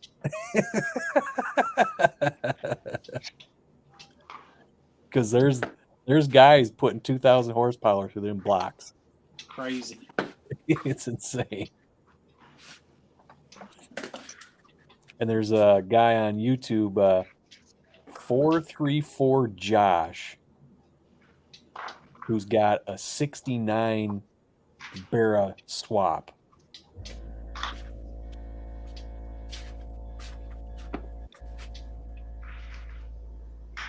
There you go, Sean. Yeah, that's cool. Isn't that the coolest? Yeah. Of course, it's the color of his car. Yeah. And if you notice, all the outline and the ears, that's all chocolate. Chocolate. That's sweet. Yeah, his car's chocolate brown. color. Yeah, that's color.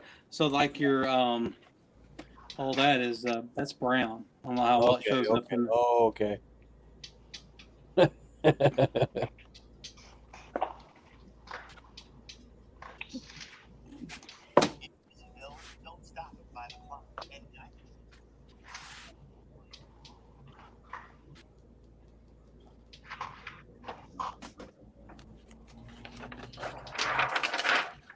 don't know if he's gonna.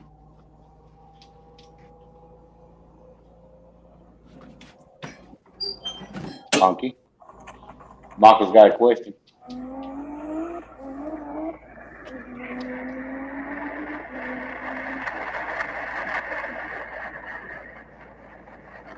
That's Wow. a Barra swap 69.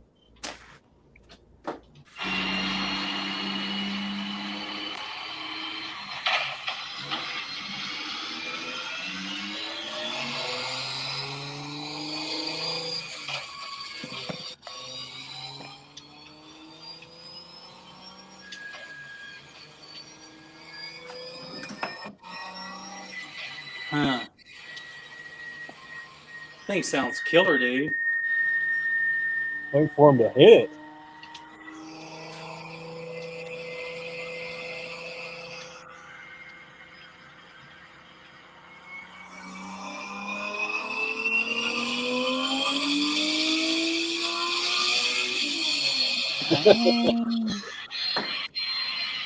It's a 1,000 horsepower Barra.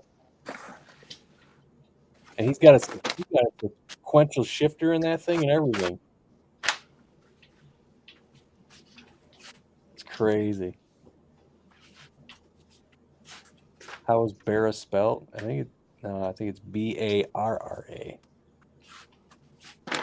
Yeah.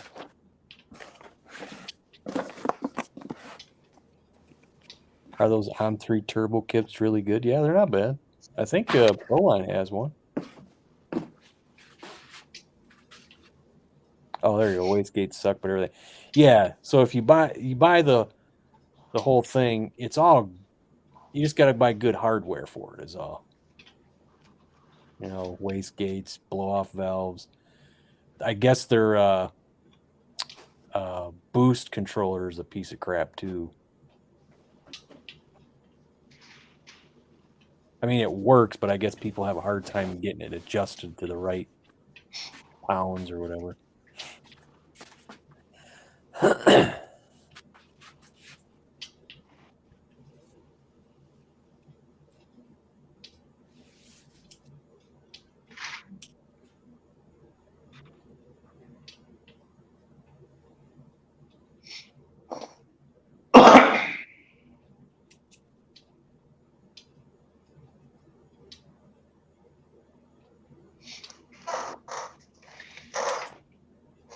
So how many shirts is 417 making tonight? Oh, tonight probably only about around 80. Yeah. Get them while they last. I'm trying to remember. It's over 200 total for Caleb, and between everybody else, and then shirts I have to make for us. I think still probably got about 300 more to go. Yeah. Damn. 2 weeks. Well, if Angela was here, she went to Granby tonight. We'd both be down here pressing, and I'd be forced to watch The Amazing Race on this TV in front of me instead of hanging out. Forced to watch The Amazing. Don't you just love it because she does? Hey, I wouldn't like go sit down and watch it, but once it's on, you can't help it to get interested in it. Yeah. It's like I was listening to Rogan and he keeps talking about Chimp Empire on Netflix. So I had to watch it. It is good. I'm going to have to go watch that. It is pretty good. It's pretty. Yep. It's crazy, man. Those. Like he's like, them things patrol. They patrol their borders for rival freaking groups of chimps. I was like, what? I'm watching this going, oh crap, this is crazy. Yep. Yeah, that's the only reason why I want to go watch it, listening to Joe Rogan talk about it. Yeah.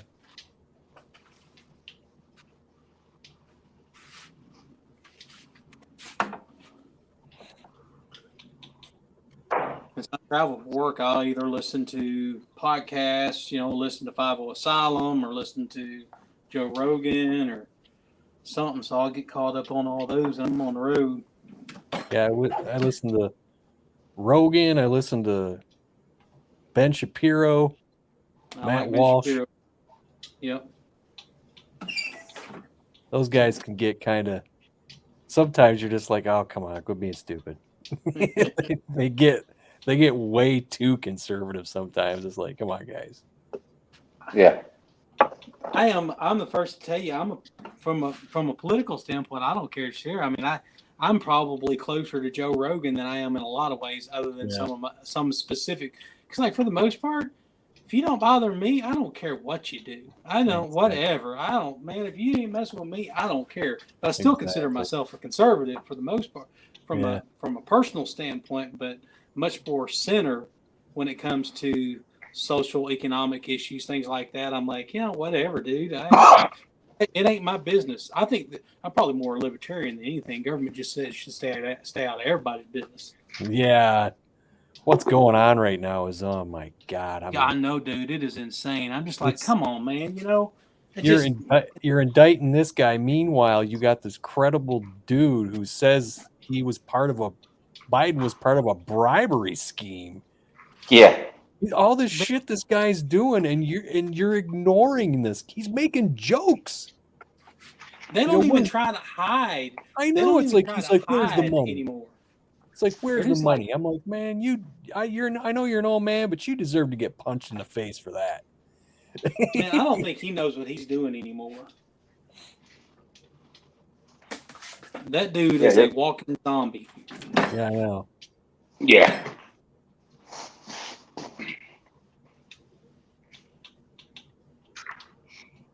Have stuff at your place for what, about, I don't know, 17, 20 damn years, and they don't care. Yeah. Meanwhile, they hire how many more IRS agents? Yeah, no shit. 87,000. 87,000. It's like they turned you upside down to get the coins out of your pocket, and they just keep shaking you, going, "I know there's more in there." Yeah. You know? What was I looking at? Something like over the last 20 years. I think your average wage has went up by like 27% in the last 20 years. So if you take 2002 to 2022, like 27%, but you're in relation to inflation, it's like something like 60%. So basically $1 million in 2002 is now worth like $2.4 million in relation to inflation. So you look at those numbers, there's no reason why you can say, well, I'll make $100,000 a year, and $100,000 a year anymore ain't shit.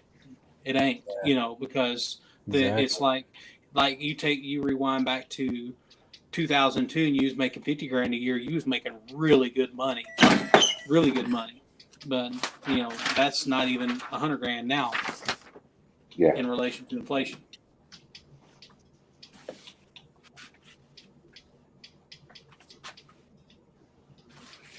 Well, we are here doing this side hustle so we can hopefully retire one of these days. Yeah, no shit. I mean, it's like I'm saying to people, I'm like, man, I wish I could get my ESOP money and my 401k tax free, and I'm out. Just let me have it tax free. I'm out of here. Well, that ain't gonna happen. No. Oh, We're selling our house probably first part of next year, because my last kid will be out of school, and I'm going to build a house or a barndominium. Some of them things are crazy. I've got Angel talked into it, so Yeah. as long as it doesn't look too industrial, she said. Yeah. Well, we're pretty basic people, though. Yeah, one of them, like the first time I was introduced to that was Brutal's friend Hunter. I think his name's Hunter. He's got a house like that. It's mostly a garage, and he's got that little freaking house inside it. The first time I seen him, I'm like, that's a freaking cool idea. You can build one for quite a bit less than a conventional constructed home. Plus, I'll do like all of the electrical and plumbing and all that myself. So I'll save 20 grand on the build just by doing all that myself. I could do more of it, but I'm too lazy and too old and too fat.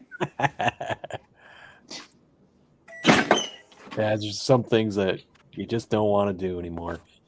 And no, it's like people going, I can't wait till you do that rear end. I'm like, I didn't say anything about doing it.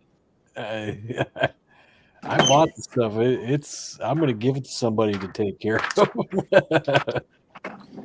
I know one thing I'll never do again, Sean, is build another 57 Chevrolet.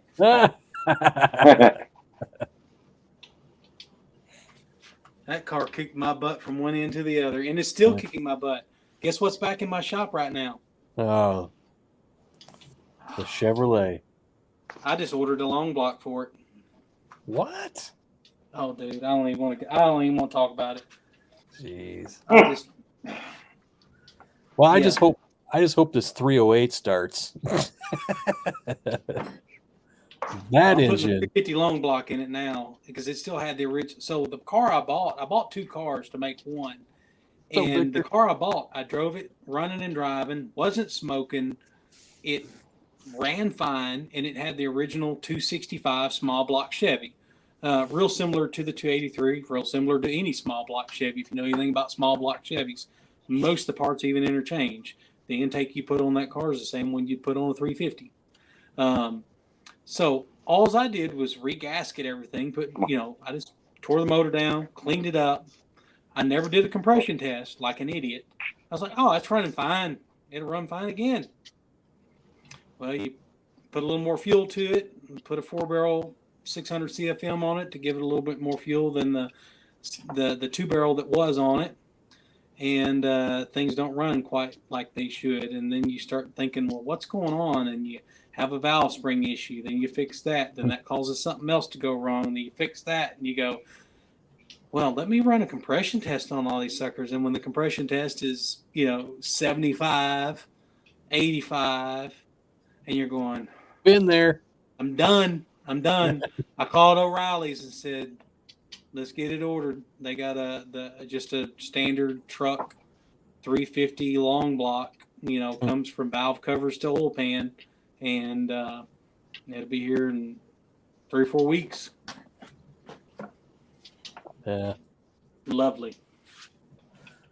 Yeah, that 308 that I built, man, that thing kicked my butt. Everything. Jeez. I'm like, every time I turn around, I had bad luck.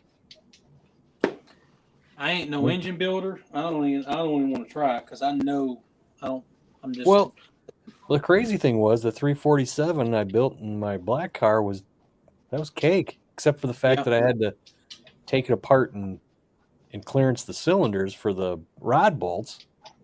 Other than that, thing went together fine. But then this one, oh my god, it was just a block in the shed that's been there for years. And I said, well, I don't have the money for the 351, but I got everything to build this 308, so I might as well build this thing. And holy crap, he just fought me every step of the way for some reason. It's like this engine block was like, what are you doing? I was fine out there in the shed.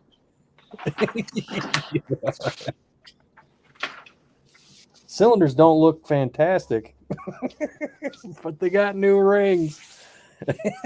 I remember looking at the cylinder walls and everything of that 265.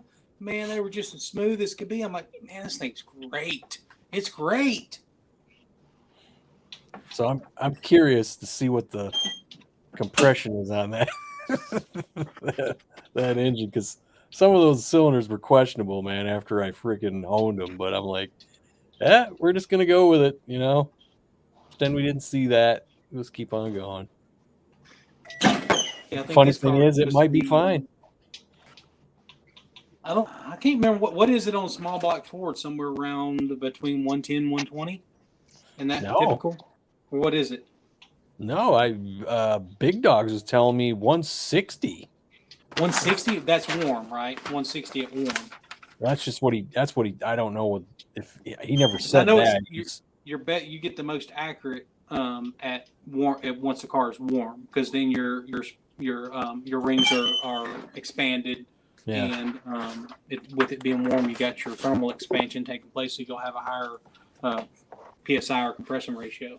Yeah, I haven't checked all the cylinders on my car, but right after I got the engine together and started 347, I was at 130, and that was fresh rings, So I was like, all right, we're right there, But Yeah. I'm curious to see after it's been broke in and what they are. So they might be a lot more. because I think the compression on it is 9-1 on that one for that kit. And then for the 351, if Ford Blue still hasn't contacted me about those pistons he has, because I need pistons for that 393, and I think he was saying that would be 10-1 or 11-1 with that one. With those pistons and something I'm not ready to disclose at this point.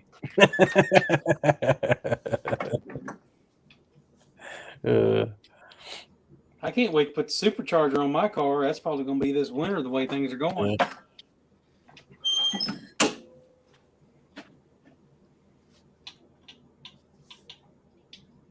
'57 has striked again. And Mr. 4, what's going on?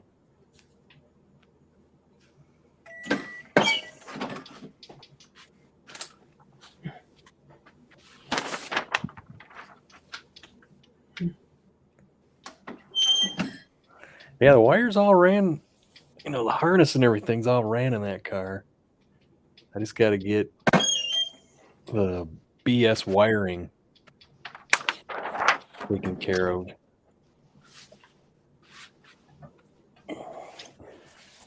And then we can start it. See what happens. Stock computer. 5 more shirts. Fired up. GT40 heads, GT40 intake, F-cam. Might be a fun little engine. Sounds like my motor. Yeah, if it starts. I'm sure it'll start. I got too many car parts, man.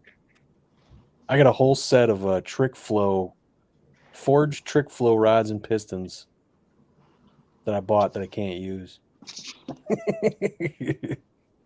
30 overs. There's $600 sitting there. I didn't pay that much, but I got them sitting around here. I bought them thinking I was going to else the pistons, and then Ford Blue told me, he goes, those only work with twisted wedge heads. I was like, what? He goes, else you got to take them to the machine shop and have them like scalloped or whatever.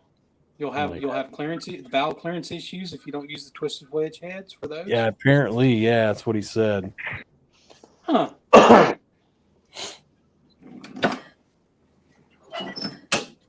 But yeah, it's 308. Like I said, it's got F-cam and the GT40's got upgraded springs in them and stuff. So little pocket porting on it and whatnot. Been decked, so they're in good shape. How much power do I think the new setup will know? What's setup? Your setup? My setup? If everything runs right on this thing, I would guess close to 300. Might not make it there, but it'll be close. It should be. If it's got compression. Yeah, that would be key. Yeah. Oh, man. Just woke up from my old man's nap and now eating dinner. I'll join you guys up there in a few. Okay. Who was that? That was Mr. 4. I'm wondering, is Mr. 4, did he used to be just a 4-banger? Oh, yeah. I got you. Isn't that who that is? I think so.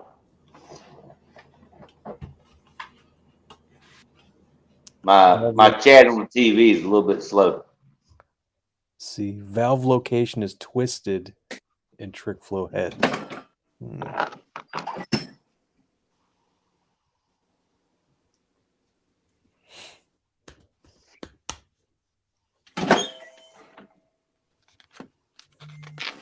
Uh-oh.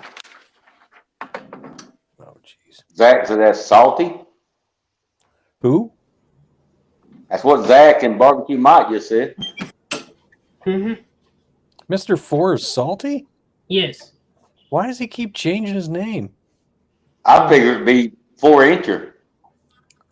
Oh, I got you. I don't know if he's going to keep advertising that. Well, I wouldn't either, but You just go twice as fast and call it 8.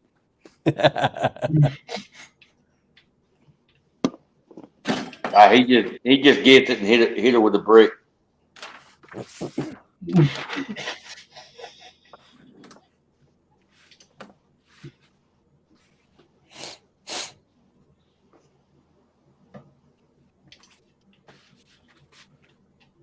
I can't believe Salty changed his name. I run All trick right. flows in my turbo car. Yeah, I got a lot of stuff I don't need anymore. I got a set of 351 E7 heads. Actually, I got those, and I believe I got 2 other sets of E7 heads.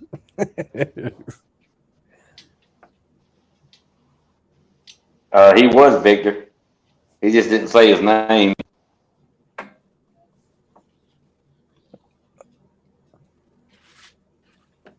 Oh no, I wasn't referring to him. I was just being funny. The exhaust was 4 inches. I was like 4 inches of fun. You know, it's so damn funny because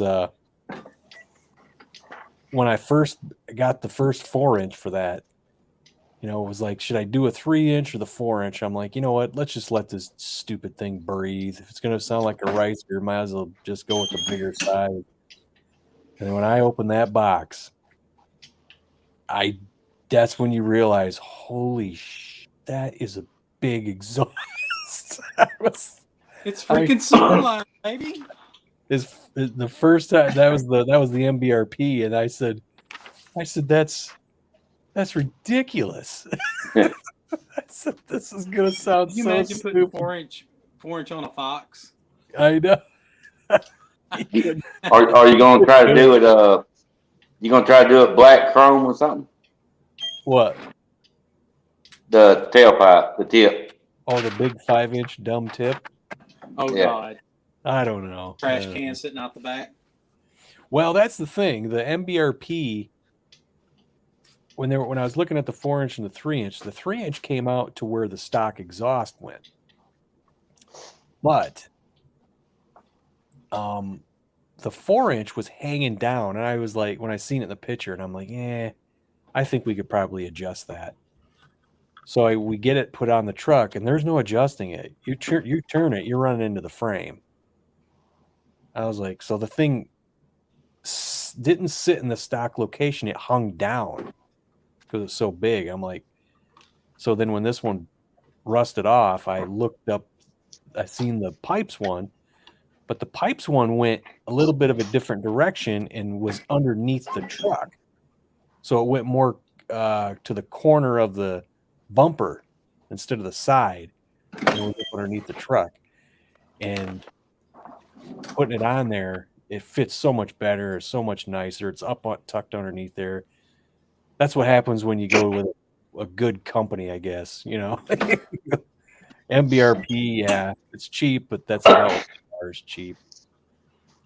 That 07 3-valve I have, it's got the pipes on it, and it Yeah. sounds really nice, really really nice. Yeah, It's not obnoxious either. it's the funny thing is I've been looking at exhaust, for Foxes, and one of the ones that I seen the pipes. Was it a Dominator or something like that they call it, or something? I don't know. I can't remember the name of it. Sounded pretty good, but then I seen the SLP loudmouth and heard that, and I was like, dude, I don't know. I might be liking that sound. So, Well, boys, I'm gonna jump off here. I've enjoyed hanging out, and yeah. while I'm working, I'm finished with the shirts for the night, and my daughter's done tried to call me twice, so I'm gonna try to give her a call back. All righty. Y'all have a good night, boys. All right. You too. Later. All right, 417. Yeah, I was looking at the Banks pipes from my Nissan. Banks. Is that an exhaust? Yeah. Oh, okay. Yeah, it's the muffler, the whole thing. My 2014. Mr. Four. What's up, fellas? I thought you were just a four banger. No, that's all I am, really, just a four banger. If Salty hooks up with a midget, he might feel like he is above average. Oh yeah. I feel like a man then. I tell you what, though, you guys seeing these midget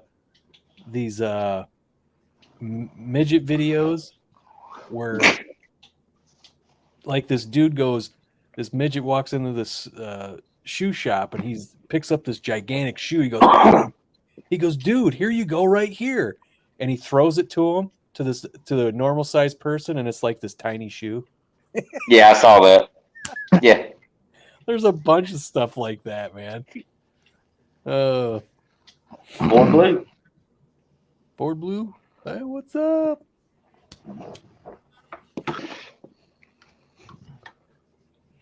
How you doing, Salty? Doing all right, buddy. How you doing today? Whew. Sweat my Doing ass off. I've been cleaning the air conditioner in the house all day, and I've been sweating my ass off with the windows up. Did we just lose the other guy? Oh, 417, yeah, no, he had to go. Yeah, he had to go. Damn, I needed to speak to him. Oh, why?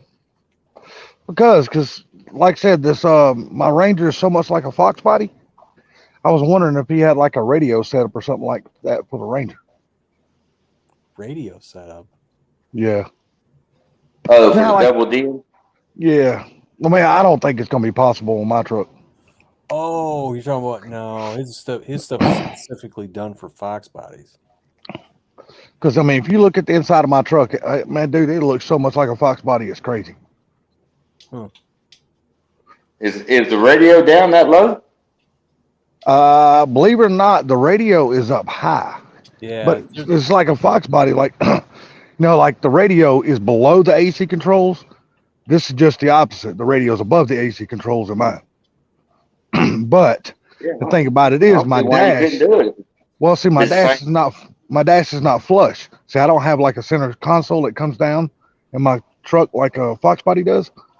When my dash comes down, it has this stupid ass step back. I don't know why they did it this way, but it's got a freaking stupid step back.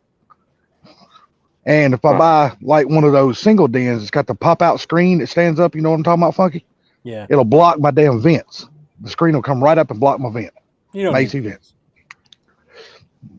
You don't need vents. People get rid of those Fox bodies and stick gauges in them. I need vents for the AC, dude. Which now the AC quit working, and now I got to go get the damn AC fixed this You weekend don't somewhere. you don't need AC. Dude, you've lived in Georgia. Dude, bullshit. You need AC in Georgia. Why? You got plenty. You don't of need it in Georgia. You done lost your damn mind, Bama. You done lost plenty- your damn mind. There's plenty of wind in central Georgia, man. You know what? I create enough of my own wind, and it still don't cool me down. That's because it stinks like shit and it's hot. There ain't no goddamn wind there. It's freaking it's stagnant. Dude, I'm telling you, hey, Funky has lived in Georgia. He can contest. It's fucking hot, and the humidity is stupid. Yes, there's no wind. Dude, I'm telling you, man. stagnant.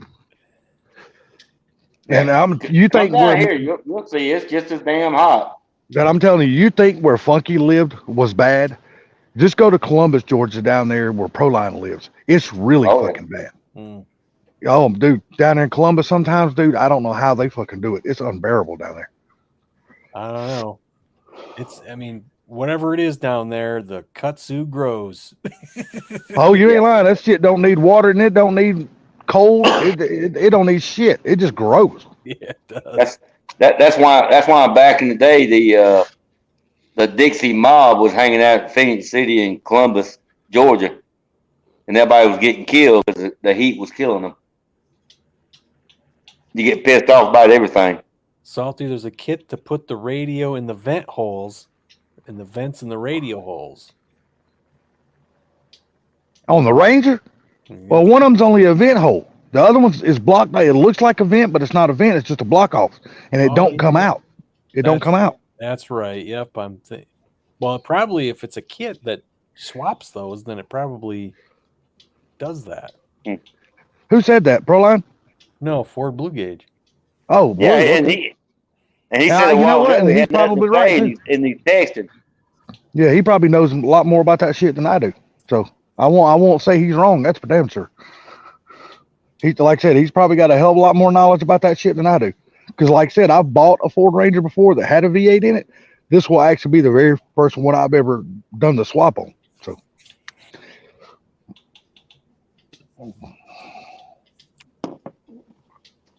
Can you believe Ford Blue said he's got nothing to say? no, I listen to that man. When he comes talking about what will swap into this and what will do to that, shit, that dude's an encyclopedia, man. He knows his shit. Because Yeah, he's that's done what he said, not what I said. Yeah, he's done stuff that he's done swaps and things like that I've never done. Like a V8 swap in a Fox body, that's simple as shit. I mean, nobody can fuck that up. Well, yes, they can.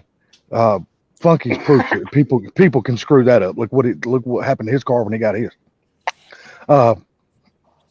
But at least they actually got the V8 in there and got it running and driving. It might not have been right, but it was in there running and driving. He's going to wedge an AC condenser between the intercooler and the radiator on his 89. Too hot down here. I'll tell you what, though. The condenser I bought off Rock Auto is very skinny, dude. And it's cheap. Because, you know, the stock one is kind of thick. But then when I got the one from Rock Auto, I was like, wow, this thing's pretty slender. So look into that. My brother bought one from Summit, it's a black one. He put on his Yeah. Mine's yeah, I think he put it on his damn, I can't remember what vehicle he put it on now. He put it on something. I want to say and, it was either 40 or 60 bucks. Something like I that. think he paid like 61, 62 or something like that for his. And it was bigger than the one that originally, because the one originally came, it had the it was just a shit condenser, if you know what I mean. It wasn't worth a damn. And he just got he got a trans condenser, you know, trans cooler. He didn't get like an AC condenser or nothing like that. He got a trans cooler. But they got one over there just like that, but it's a AC condenser. I'm gonna put that on this Ranger because I want this bitch to. I want to have plenty of radiator and plenty of condenser because I want my AC to be cold, and I don't want my shit to run hot. Which car am I putting AC? My black car. Because I just got, like I said, my biggest hurdle on that, because you got to get a special wiring harness, which I have, to hook up AC in there with a Terminator X. I got to figure out, because I got to hook one of the wires up to the AC on the back of the climate control. So I got to figure out what spade I got to hook it to. So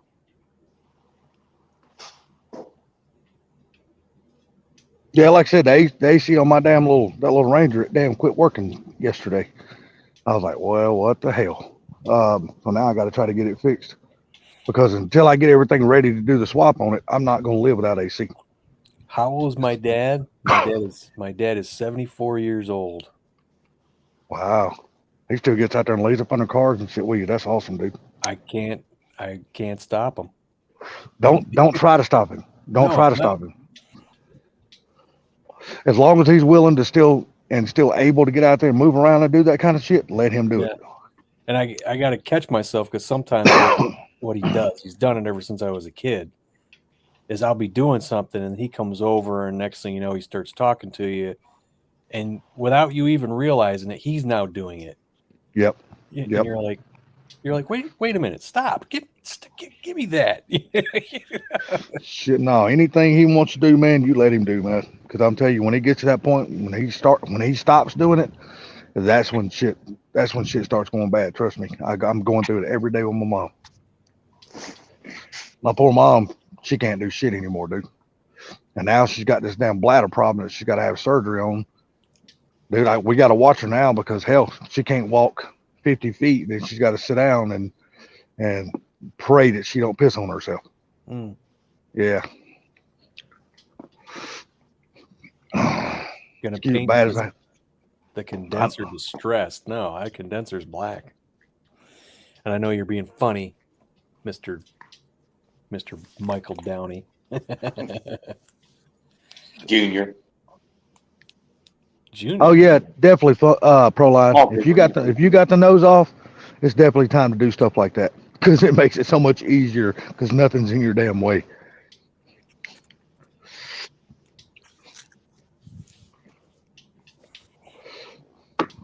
I did relays off the stock wiring and bumped up the idle.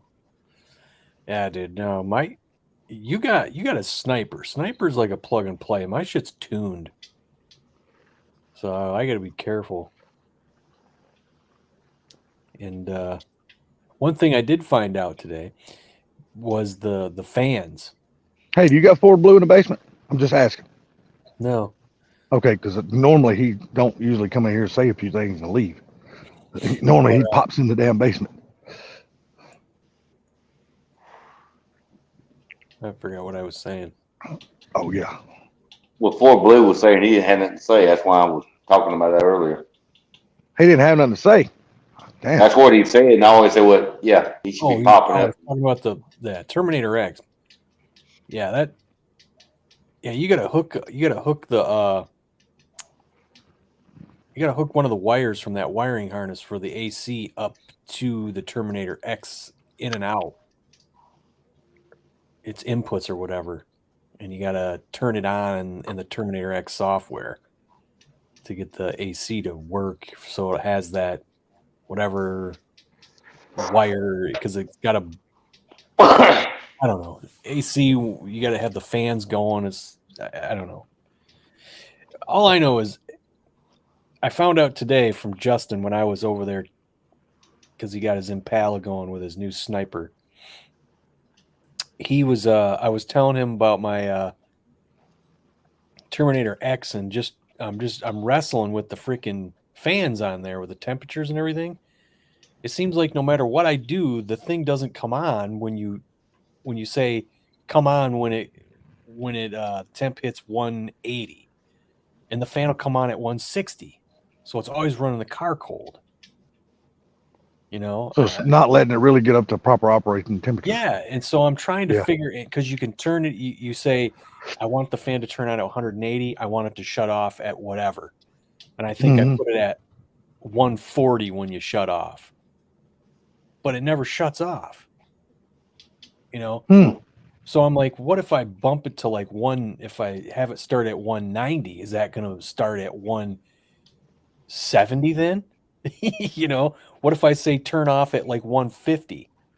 Will it turn off at 150? I don't know. So most of the time I'm using one fan, but if it gets up to like 186 or whatever, then the other one will kick on. So I'm like, man, I hope this shit don't, screw up when I hook up the AC to it, So you've been driving that car around so far this year with no AC? No, I got to get the wiring right. Like I said, with this wiring harness, a separate wiring harness for the AC for this car with the Terminator X you got to buy that I have. You got to hook up one of the spades to the back of the climate control. But which one is it? I don't know.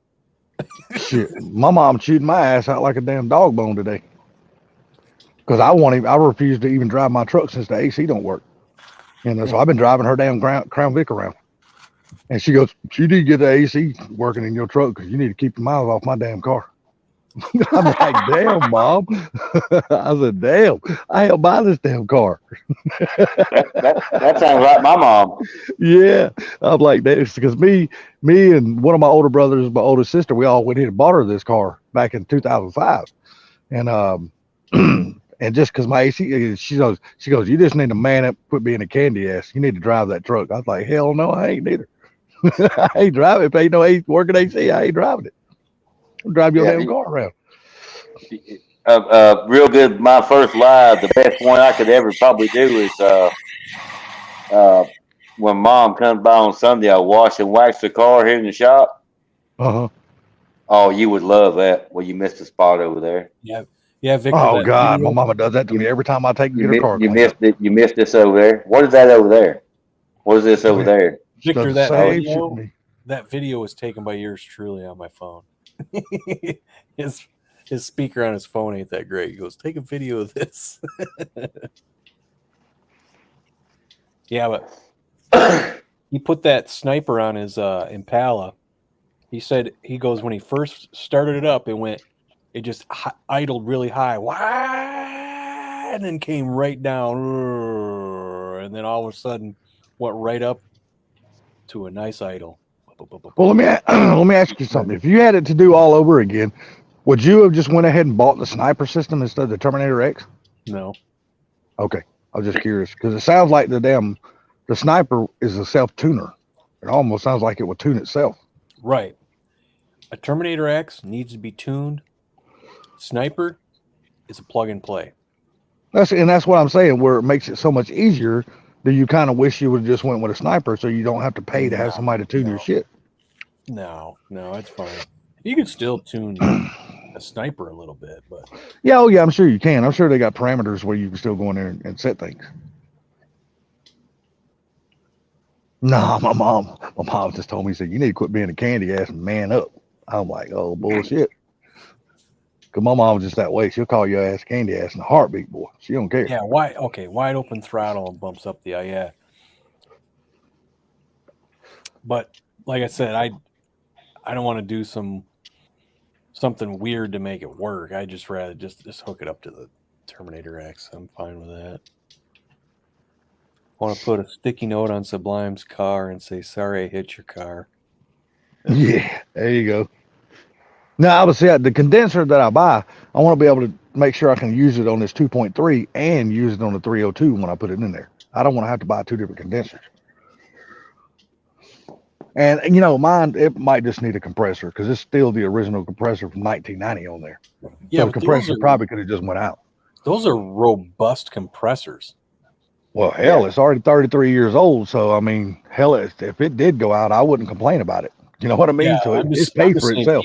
People bring them old compressors back to life and retrofit them with 134.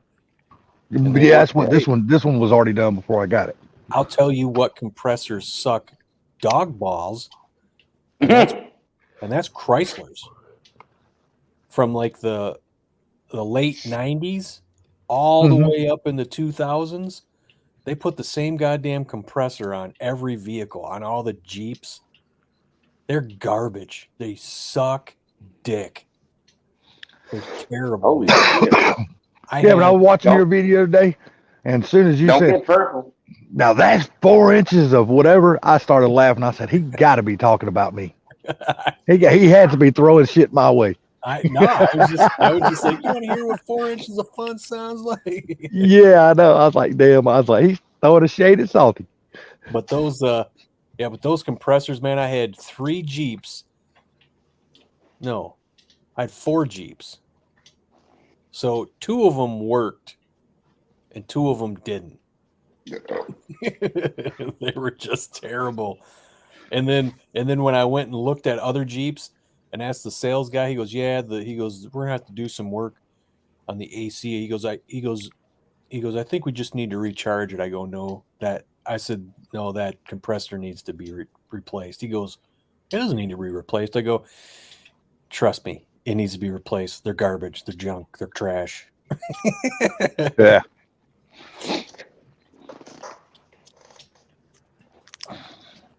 I'm gonna try to go out cheaply. I'm hoping I can find somebody that's got a used compressor that'll still working.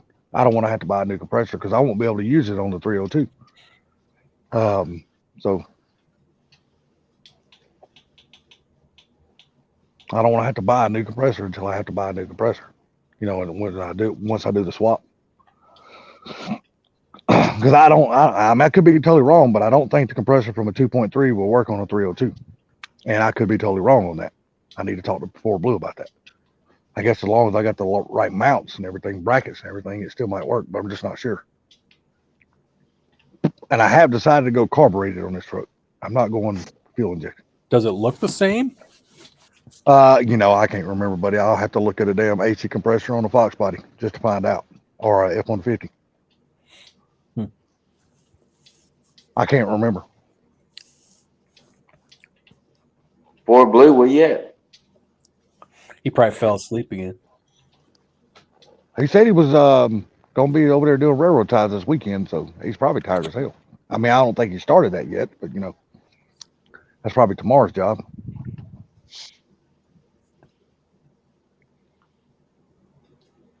Yeah, it's already charged. I charged it up when I first got it, Proline. And it very well could be, it just could be an O-ring thing. And it, because Yeah. we just charged it up and stuff like that. But I think the compressor's trying to lock up on it. Can't I tell. think that's what's happening. Put a dye in there to see if it's leaking. Yeah, you can do that. I've done that before on my little work car, my Toyota. That's what I plan on doing, Proline, is to get the front accessories off of an Explorer to put on there. Like I said, but I'm gonna go carbureted. I'm not gonna go fuel injected. It's just gonna be easier for this truck. I don't want to add harnesses and all that kind of shit that truck don't even have. Screw that shit. I'll just make it simple. Simple's not fun. I guess it is. Simple's a lot of fun when you ain't got to deal with a whole lot of other shit. I'm thinking about changing stereos. See that when I bought the truck, it came with a damn JVC. I know it ain't Kenwood or Pioneer or none of this other shit, but it was already in the truck when I got it, Well, and it works fine. I'll There's tell nothing wrong you with this, depending on what year it was made, it could possibly be Yeah. Kenwood.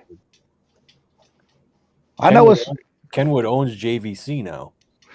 got to be a That was later JVC year back in the because day, and that was a bad son of a bitch. I know it's got to be a later model because it's got the plug. It's got the oh shit, I can plug up my phone to it, and it's got a damn mic. It comes out external mic and all that kind of shit. Bluetooth. Yeah. I mean, I got a new mic for it, and a new set of speakers. I bought some kickers. I just hadn't put them in yet. Just door speakers. I'm not trying to add no sub or nothing, because once you start putting a box behind these little single cab trucks, you lose so much interior space in these damn little things. And I'm not going to be like an old granny sitting right up on the freaking steering wheel. Screw all that shit. I had subs in my Ranger. I didn't. They were truck boxes though, so they didn't interfere with that. Well, see, this has got factory boxes. Believe it or not, it's got two little factory sub boxes behind the seat. No, mine was. I think I had two 8-inch woofers. I mean, you can't go huge with them in there. but Yeah. I think I had two 8-inch woofers and they were truck boxes, and you could still move the seat forward and backward, and it didn't run into them. Yeah, well, with my legs being so short and me being so short like I am anyway, I'm sitting a little bit closer than most normal people anyway. Yeah. Like I said, I'm only 5'6.5". Well, probably 5'6" now. I'm sure the half has been long gone. Don't get me wrong. I'm Well, sure it has. Because my arch, I used to have an arch in my foot, and I don't. Yeah, That's why I'm flat-footed. So Dude, I got like a woofer in the 68 under the seat. yeah, It's all one component, but it's only 2 inches thick. Your sub? Yeah, Yeah, that's what I the got. whole. Yeah, I got an 8-inch sub amp combo JBL, and that thing it puts out. it's plenty. It's just you look at that and you're like, there's no way that bass came out of that thing. That's right. It's ridiculous. It's what mine's probably, I would say, about 10 inches wide and probably about 14 inches long, something like that. Yeah. Yeah, And see, that's something to push out. if you look at those, what I got that's called a JBL Bass Pro, I think it's called. Those things, the price hasn't budged on them things, and the reviews on it are just solid. Yeah, So it's So Well, see, I'm gonna put deal on that. I'm taking the factory bent seat out of it. Well, the 60/40 split. And I'm putting Fox body bucket seats in it. Yeah. So I'm probably gonna lose that space under the seat where you can put a box. because you know how short damn low to the damn floor Under is the Fox seat. body seat. I don't Yeah, I don't. put it under the seat. Put it behind. Oh yeah. Yeah. I'm probably gonna do something like that behind the seat. It'll definitely be behind the passenger Yep. seat. It won't be behind the driver. I I'll don't tell give a you what shit. Ginger's I don't getting. care if they're comfortable or not. Ginger ain't getting a subwoofer. She's getting an old-fashioned, hello, early '90s bass cannon. Oh, Oh, dang. you're gonna put a boom tube in it, huh? That's right, man. The old, what was it, bazooka? Oh yeah, I think that was one of the first ones, wasn't it? The bazookas. No idea. I think. Yeah, so. I bet you back, do, Back Blue. when I was young. Yeah, I bet you do got a lot on your plate, Blue. There's no doubt in my mind, buddy. Yeah, and like I said, Proline, yeah, I plan on getting the accessories off of a Ford Explorer. I'm just gonna go to the junkyard and find it. I ain't gonna go buy the new parts and shit. I'll clean up the brackets, paint them, put them on the truck. I don't care about all that brand new pretty shit. I can wire wheel them and make them look nice and pretty and paint them. They'll look good enough. Krylon. That's probably all it's gonna be, or some damn Rust-Oleum. Fuck Rust-Oleum. Hey, I'm just telling you, when you're spraying brackets, dude, Rust-Oleum's perfect. It ain't because you don't need a whole lot of paint to cover a bracket. Stop with the Rust-Oleum. Put it down and back away. Like I said, when you're painting just a bracket, you don't need a whole lot of paint anyway, because it's not that you're not painting that much of a surface.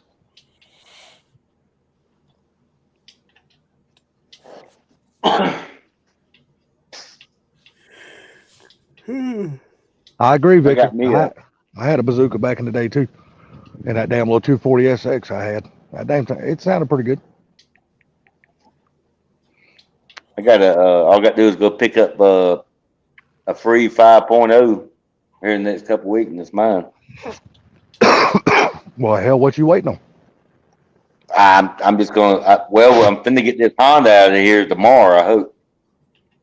Yeah, you've had that thing in there for about a month now, ain't you? Close to it. Yeah, that damn 3 weeks to a month. fool. Yeah, my buddy that he took his head to, the guy finally gave it head. We got the motor back together today, and we're gonna drop it in the morning and get it out of here. And then I can pick that motor up. I'm probably gonna do a slow build on it. Probably stick it in the 68. Look at this.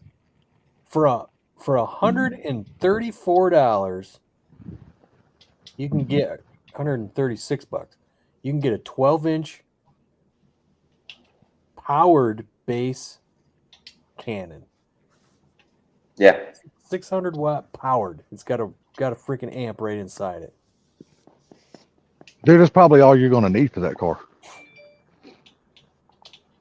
Oh yeah, that coupe. Oh hell yeah. Yeah, because you got to remember the coupe's already got an enclosed trunk, so that's probably all you gonna need. Mm-hmm. Yeah. I'm probably gonna take the other woofer out of the 68 and put it in my coupe because I want to do something else with it. $150, I can get an MTX. Wonder what size that is. I've never had any MTX speakers. Are they any good? I've seen a lot of people have them. I've just never owned them. Well, I've seen them in like big freaking audio setups in cars. That's the thing. But I'm like, geez, they must be good, right? Hey, Saucy, you was talking about the Boss Gates speakers and all. Yeah, Rossford Fosgate. I've always liked those. Yeah. Mm-hmm. You know, my 2014 four-wheel drive Nissan truck, you know, it come stock and it's got 11 speakers with the factory woofer under the seat. You talking about a damn good sounding stereo. Well, I can tell you the factory shit that come in this Ranger there's a lot to be desired. That I can guarantee you. Here you go. Here's an Alpine 1200 watt max 250 RMS single 10-inch sealed subwoofer. There you go. That's all you need, buddy. You remember Funky Jeff? Did you ever have any Concord? No. Dude, that was back in my day. Concord was the speaker. I've heard you talk about that everybody before. wanted, but couldn't nobody afford. I've heard you talk about Scar Audio being a good budget brand before. Yeah, there was one on here too.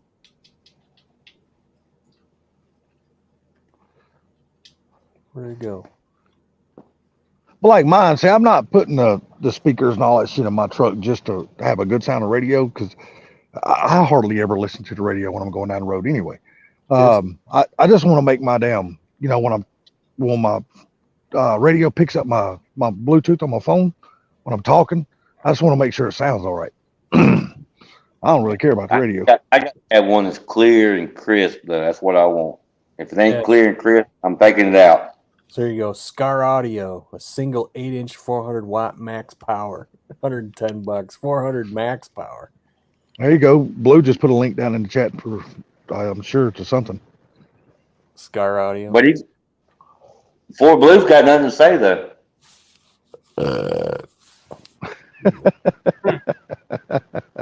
Probably he don't have nothing to say on the panel. He probably just ain't in the mood to come on the panel. Nah, I'm just, I'm picking at him. I'm trying to get him up on the panel.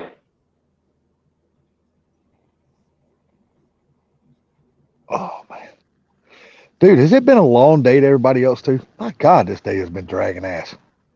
If he was doing what I was doing, it'd be long. Man, it's been a long fucking day, dude.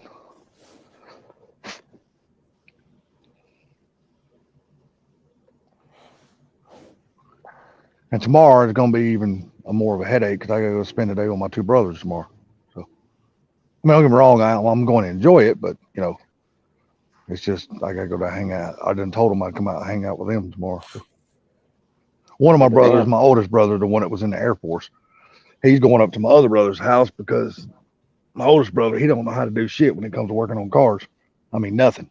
So he'll always go to my other brothers and bug the hell out of him and get him to help him do everything. Well, see, now I got a Comes to little, working on airplanes, he knows how to do it. But come to working on cars, he don't know how to do shit. I got a little an old Rockford Fosgate amp that still works. I could hook it up to that, but I like the idea of it being powered. Yes. I did. I that was a when I seen that, I'm like, oh, it's powered, huh? There's an amp in it. I prefer that myself. But you still got to put something in the trunk. So 115 will also fit in a notch. Sub faces up only. That's a big fucking subwoofer, dude. Because I got a 12 inch in the back of Black Sunshine. That's a big sucker. Yeah, 15 in the back of a notch. That's a big fucking sub, dude. Holy shit. Yeah. Proline sanding his car down today. You say you're trying to blow out the back glass? Holy shit. He said in that post, he said, day one of sanding. That was funny. Yeah, fuck that. I ain't doing that shit to my truck. I'm taking it somewhere, dropping it off, and they gonna do it. I ain't doing shit. A sub that big be like some of them days at the gas station. You got them guys pull up, putting gas in, and rust is falling out from under the car. Dude, all you hear is every damn body panel on their car rattling to death. Yeah. My sub will do that because it's the way I got it hooked. It's got a dual coil. It's got a dual coil on it. I can hook. It's hooked up for 1 ohm. Damn. Well, see, but you ain't knocking shit off your car though. Well, see, I'm not the type, man. I don't really care about the people outside of my car hearing my radio. I only want the radio for myself. I don't really care about a 1,000 watt amp attached to it. So I guess I'm just twisted. I guess I just don't care about all the loud shit. Rockford Fosgate. Do what? Said all of it's Rockford Fosgate. Oh, I love it. Take it easy, Proline. Have a good one, buddy. Oh, he's out? Yeah, I guess that sanding kicked his ass today, and he said, "Fuck it." Can't blame him. No, sanding ain't fun. I still need to sand down my hood, the top of my right front fender, and paint it to match my truck. And when I first got the truck, I pressure washed. I blowed all the damn paint off the hood. I ain't done it yet. What you need to do is you need to go online, find some $16 Rust-Oleum, and paint it on with a brush. What the hell would I want to do that for? Just because you can. Shit, I ain't painting that shit on with no damn brush. Shit on that. Man, Funky, you said that back in the back in the early '80s, I worked at the barbecue place. One of the first jobs I had, and there was a woman that worked in the kitchen, and she said she painted the car. So a bunch of us younger boys, walked outside and looked at it. And she painted it with a damn paintbrush. Yeah. I've Oh, seen yeah, people. dog. I've seen people back in the day when I was younger, man. I've seen my dad's old friends, the drunk guys. They'd Oh, my take a God. roller and they would roll their whole damn truck. There you go. Yeah, she painted every doorknob, the antenna, the window trim, every damn thing. And you could count the strokes of the brushes on the fucking paint. You know what I'm saying? the antenna. I mean, come Yeah. Yes. Everything. on. That's Everything but the hillbillies. lights and the brake lights and the blinkers. That's it. Oh my, just like the hillbillies freaking Yeah. painting the freaking seat belts, pulling them out. Yeah. She No painted more She painted everything but the windows and the lights and the chrome head cap. I was disappointed when I put that video out of me painting my engine, that 308. I said, all right, we got the red on. I said, what color should I paint the cylinders? And I cut the freaking video and went on to the next part. Nobody said anything about that. Are you going to wind up painting that tip black? The what? The tip on your exhaust. I thought about it and I'm like, you know what? That's just work. It is. Do it chrome black. I think it looked good. Yeah, I don't know. I had the stuff that Duplicolor made that you can make chrome black. Yeah. I experimented with it. It didn't work very well. But I say like this. It wouldn't looked like to stay. me. It was like to me. It's tucked up under the back of your truck good enough, and I wouldn't even worry about it. if I do it, I'd have to use VHT or something. Yeah, you got to use some high heat paint. Yeah. Yeah. Yeah, I just use that on my calipers. my cousin asked me about, because he's got some I don't know if he bought them used, because he's got 812s. God damn, boy. he's got a Coyote F-150, and I guess he had some tailpipes he got from somebody, and they're a little rusty. And he goes, "You know how to should I paint these with like Rust-Oleum or something?" I'm like, "No." I said, first of all, I said get some steel wool, and that'll clean the rust right off. I said it'll give you a brushed look finish if that's what you're looking for. I said, but if you want to paint them, I said you got to get some VHT high temp paint. I said, but if you do that, I said they're chrome. I said I learned how to paint on chrome. You can't really do it to tailpipes the way I did it because of the high heat. I said, but you'll have to use like a 220 sandpaper and then paint it, because that was the weird thing with mine. Those side steps on my truck. Mm-hmm. I had to paint over the chrome. I said, okay, I'm just going to grab the freaking heaviest grit sandpaper and get this done. I grabbed 40, and as I'm freaking sitting there trying to sand it, it really wasn't touching it. I was like, what the fuck am I looking at here? This is 40 grit sandpaper. Why is this barely touching this? I didn't understand it. I'm like, this is bizarre. So I was pissed off, so I grabbed some 220 and started sanding it, and that's when I found out that worked better than the 40. Way better than the 40. It doesn't make any conceivable sense, but that's what happened.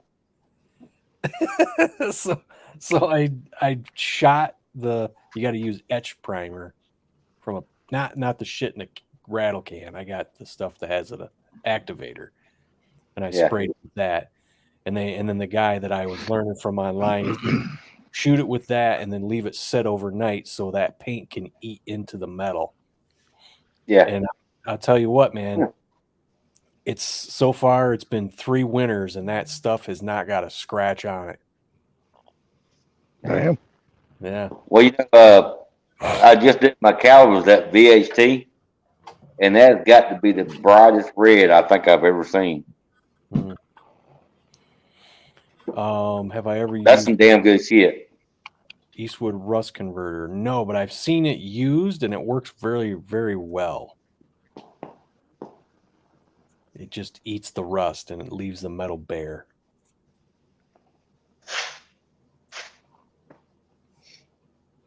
He wants to be the guy at the intersection and shake the mirrors on people's cars opposite of the intersection. With 812s and enough amps, I think you'll accomplish that one, no problem.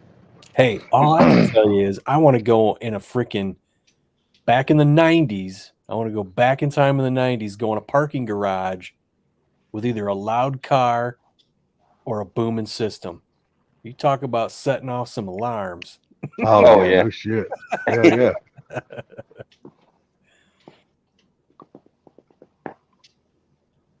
That shit used to be funny, man. We used to go to concerts and stuff. People would come through there with damn loud ass systems. Go through the parking lot trying to find a place to park. They'd be booming like a sumbitch trying to find a place to park. And all of a sudden you hear all these little car alarms and shit going off. That shit was so funny. And it would go on, they would go off for damn ever too, because people was inside the damn arena and shit. They didn't know their shit was going off. You know what I mean? Yeah, well, I was a freaking worked at Publix in Fort Lauderdale at like the ritzy Publix where all the rich people shopped, and I'd get bored going out to get carts and I would just start tapping cars as I'm walking by. Setting off the alarms. Yeah, I'd be like, I wonder if this one's got one. Oh, that one's got one. Nothing. I'm like, oh. The funniest ones is when you damn hear somebody's car alarm start talking to you. Step back. You're too close to the car. That shit was it'll funny say, as hell. You have violated my perimeter. Yeah. Then you touch the one and it's got the Dukes of Hazzard song playing, and you're like, hell yeah, I like this car alarm.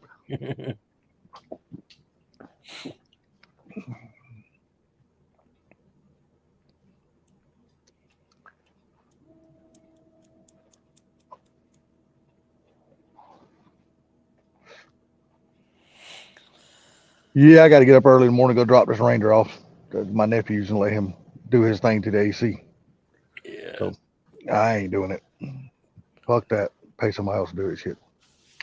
Well, he's got a vacuum system. He can vacuum it all down and shit like that and charge it back up.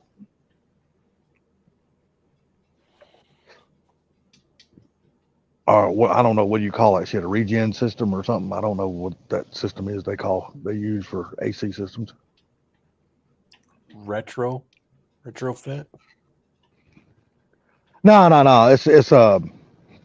It's a system. When they're doing your AC, they can vacuum it down and then charge it back up. Yeah. I don't know if they call it a regen system or something. They call it some shit like that. I don't know what that system is called. It's a refill. I don't know. Yeah, it's a machine. I can't remember what the proper name of the son of a bitch is. It's a sucker. Yeah, it's gonna be hard. It'll be hard to put a 12-inch sub behind the seat of my little truck. Now, if I had the extended cab Ranger, of course, that'd be easy as hell. You can put 15s back there then, but like I said, whatever I get, it's gonna go behind the damn passenger seat. I don't care. I don't care if the passenger's uncomfortable, just as long as I'm comfortable.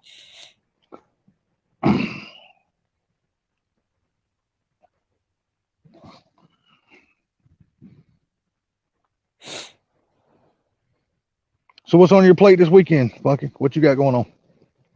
I gotta go. I'm going to a car show tomorrow. A political bullshit car show. Political. Huh? Political. Yeah, these freaking Mustang clubs and giving each other awards. It's all rigged. Like I said, it's not something I'm never looking for a freaking award. My car is not good enough to win an award, but it's just the people that are there that aren't part of the club that have a better car than the club members and they don't win. Yeah. It's so disgusting. It's pathetic. Yeah, they make sure they always make sure one of their club members actually wins the show. Yeah, they go around trading awards at every show. It's so pathetic. What's up, MJ? How you doing, buddy? Go there, see if they got any cool cars, take some pictures, and then leave. Justin's got to go to a recital, his daughter's recital. So I'm gonna go drop my car off, and then I'll show up there for the awards, see if I win something. I go, you're not gonna ever win anything, dude. I said, one, you're expecting it. Two, You're not part of the car club. yeah, you're not part of the club. And not only that, I said, I think they got you freaking, I think you're red flagged, man, from last year when you showed up. So last year it was the same time as Ford Takeover, so I wasn't there. So Justin decides to go down there. Of course, he doesn't get there early. He shows up while they're playing the national anthem, doesn't know the national anthem is going, and starts revving his car Oh God Almighty! as he's pulling in, and it's freaking Bumblebee, you know, and that thing is like pop, pop, pop, pop, pop, pop, pop, pop, you know, and they're giving him dirty. He goes, I was like, what are you doing? He goes, I didn't know they were playing it. Just showed up. I said, yeah, you're red flag. They know who you are. They're like, they got a picture of you all in their back pocket going, don't vote for this guy. Don't allow him to Is that what he calls his car, Bumblebee? Yeah, the yellow one. Yeah. His daughter, his oldest daughter, named it that. Oh, okay. So I'm assuming he finally got all his Mustangs up running and all that shit. Yeah, they're all running.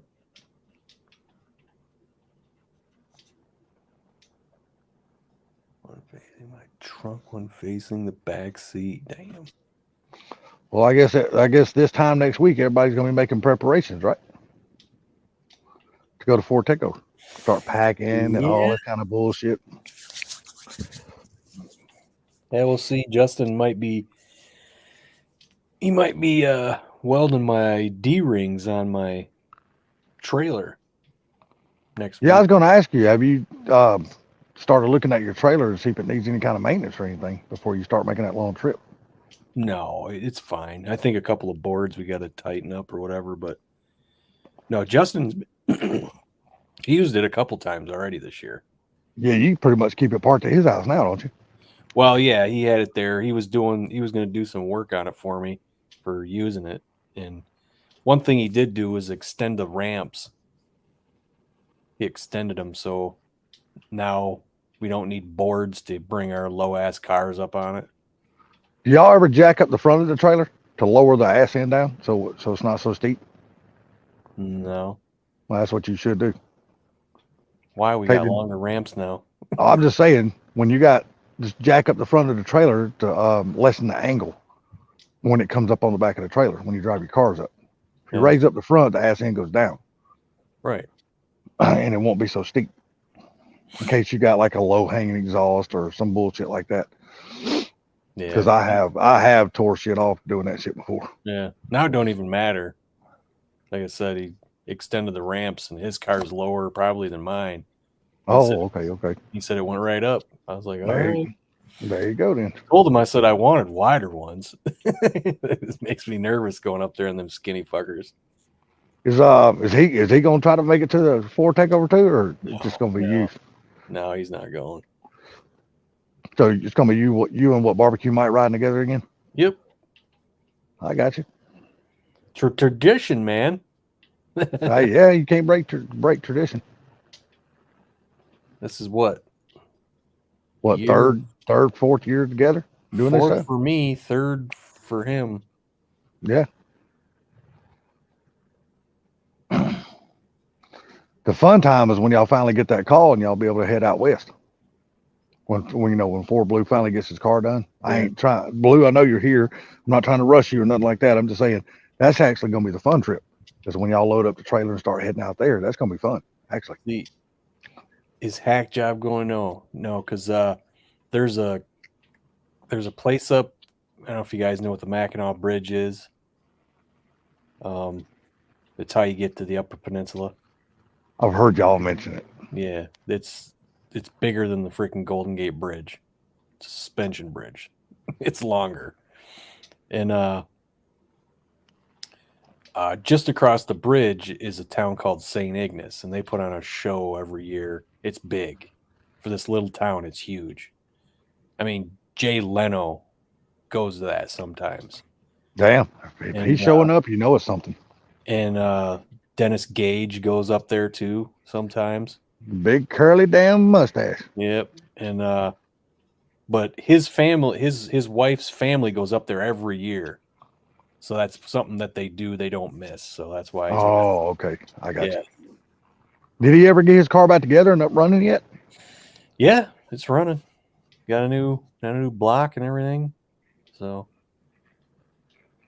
let's see. Funky in the car cruise, they gave a trophy to a brand new vet, and I was like, what the fuck? Yeah.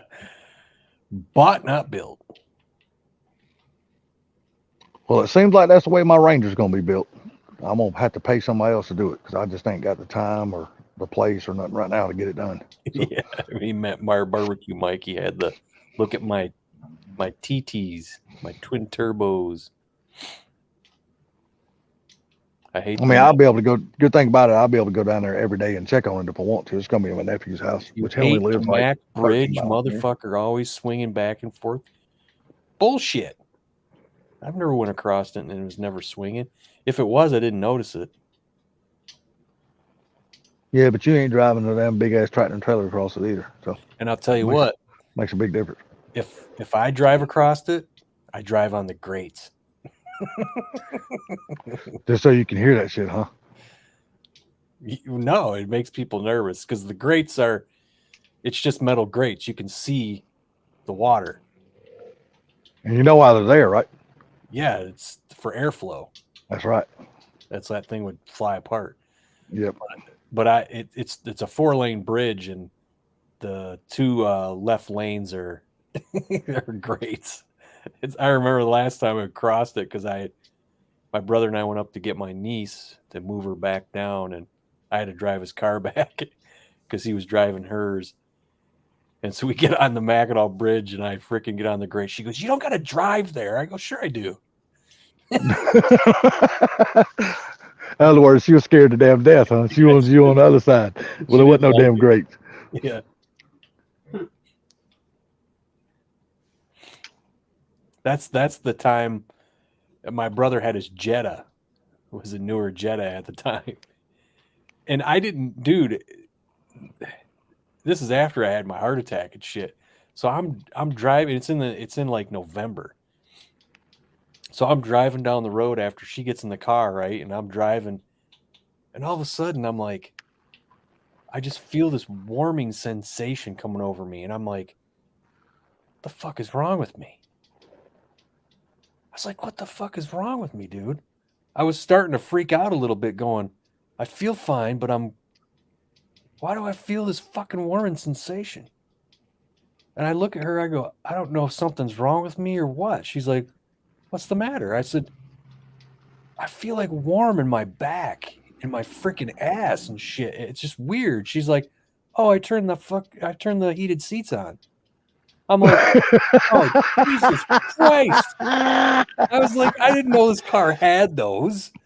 I was freaking out going, dude, what the fuck is wrong? I'm like, geez, she goes, oh, turn them on high. I'd have been shitting in the front seat of her car. Because I can't ride, dude. I'll tell you what, I don't know what it is about me and people with heated seats, dude. That's something that cannot be on when I'm riding in somebody's car or the seat I'm sitting in. That's something it's well, damn, dude. It would cause me to go to the bathroom in a heartbeat. I don't know why, but that bitch, I'll shit like a motherfucker. I'm like, No, you it got to wasn't turn so this bitch bad. off. It wasn't so bad. I turned it down to low and it was fine, but she turned that sucker right on high, and I'm like, what the fuck is going on? Damn ass, ass started getting chapped. That something was getting I hot. was like, dude, I thought I was like having another heart attack. It's like, Jesus Christ. That's probably the first time you ever rode in a car that had heated seats, right? Yeah, I think so. Yeah, I know. I done that shit in my little brother's Mountaineer one time. Good God, if he wouldn't have pulled over, them leather seats and the passenger seat leather seat would have caught hell because I'd have fucked it up. I was like, boy, you got to stop somewhere. I gotta go to the bathroom now.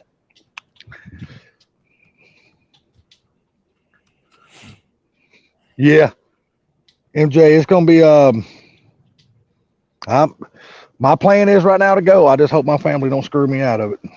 They haven't mentioned anything yet. but leave it up to my family to screw me.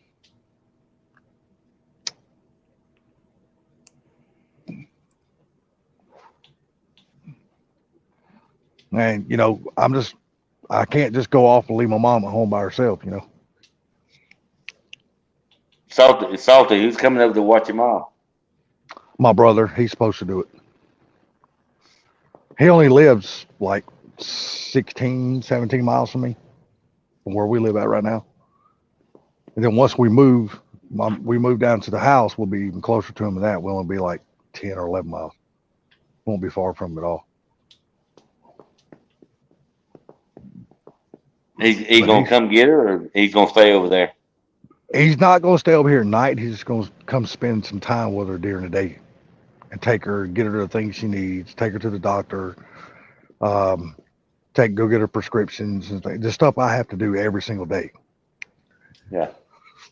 The only thing is, it's just, well, me, I'm here with her 24/7. I'm here with her all night long. So, and he won't. He'll go home, which now he lost his job with insurance auto auction. He said he's going to take 2 months off work before he even looks for another job. But damn, dude, he's been at that company for 15 years, and he just got the paperwork saying that, not paperwork, conference call saying that they're going to terminate his position. And he's only got 3 years left, and he retires. That's the bad thing about it. Oh, I remember you saying that a while back. Yeah, he's only got 3 years left and he retires. The so sad thing about that shit is the way your Social Security and stuff like that works is they go off your last 3 years of an employment of how much your check is going to be. So with him only having 3 years left, and then they let him go like this with 3 years left, I'm like, dude, they sound like these motherfuckers planned that shit. Of course they did. Yeah.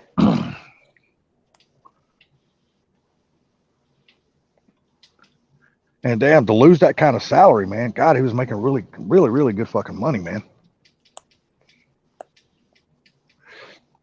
But to come to find out, he wasn't the only one. They laid off or let 19 people go at one time, and he just happened to be one of the 19. So, All close to retirement people. yeah, every damn one of them is like from 3 to 5 years being eligible for retirement. That's when they need to get together and sue the hell out of them. Well, how can you? The company just got bought out by a big corporation. And what they're doing is they're really not terminating his position. They're just letting these people go, and they're bringing in their own people. Because a company called Bishop Brothers is the one that bought them out. Or, I'm sorry, Ritchie Brothers bought them out. And so they're letting those 19 people go, and they're bringing in their own people from Ritchie Brothers. And according to what he understands from higher ups in the company, they're not going to be the only 19 let go. They're fixing to do a whole nother round. They're going to let a whole bunch of other people go at the same time. So what they're doing is they're just bringing in their own people.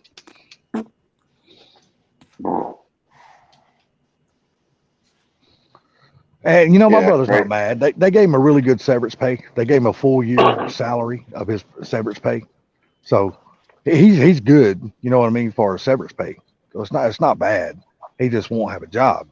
He won't have a how can I say this properly?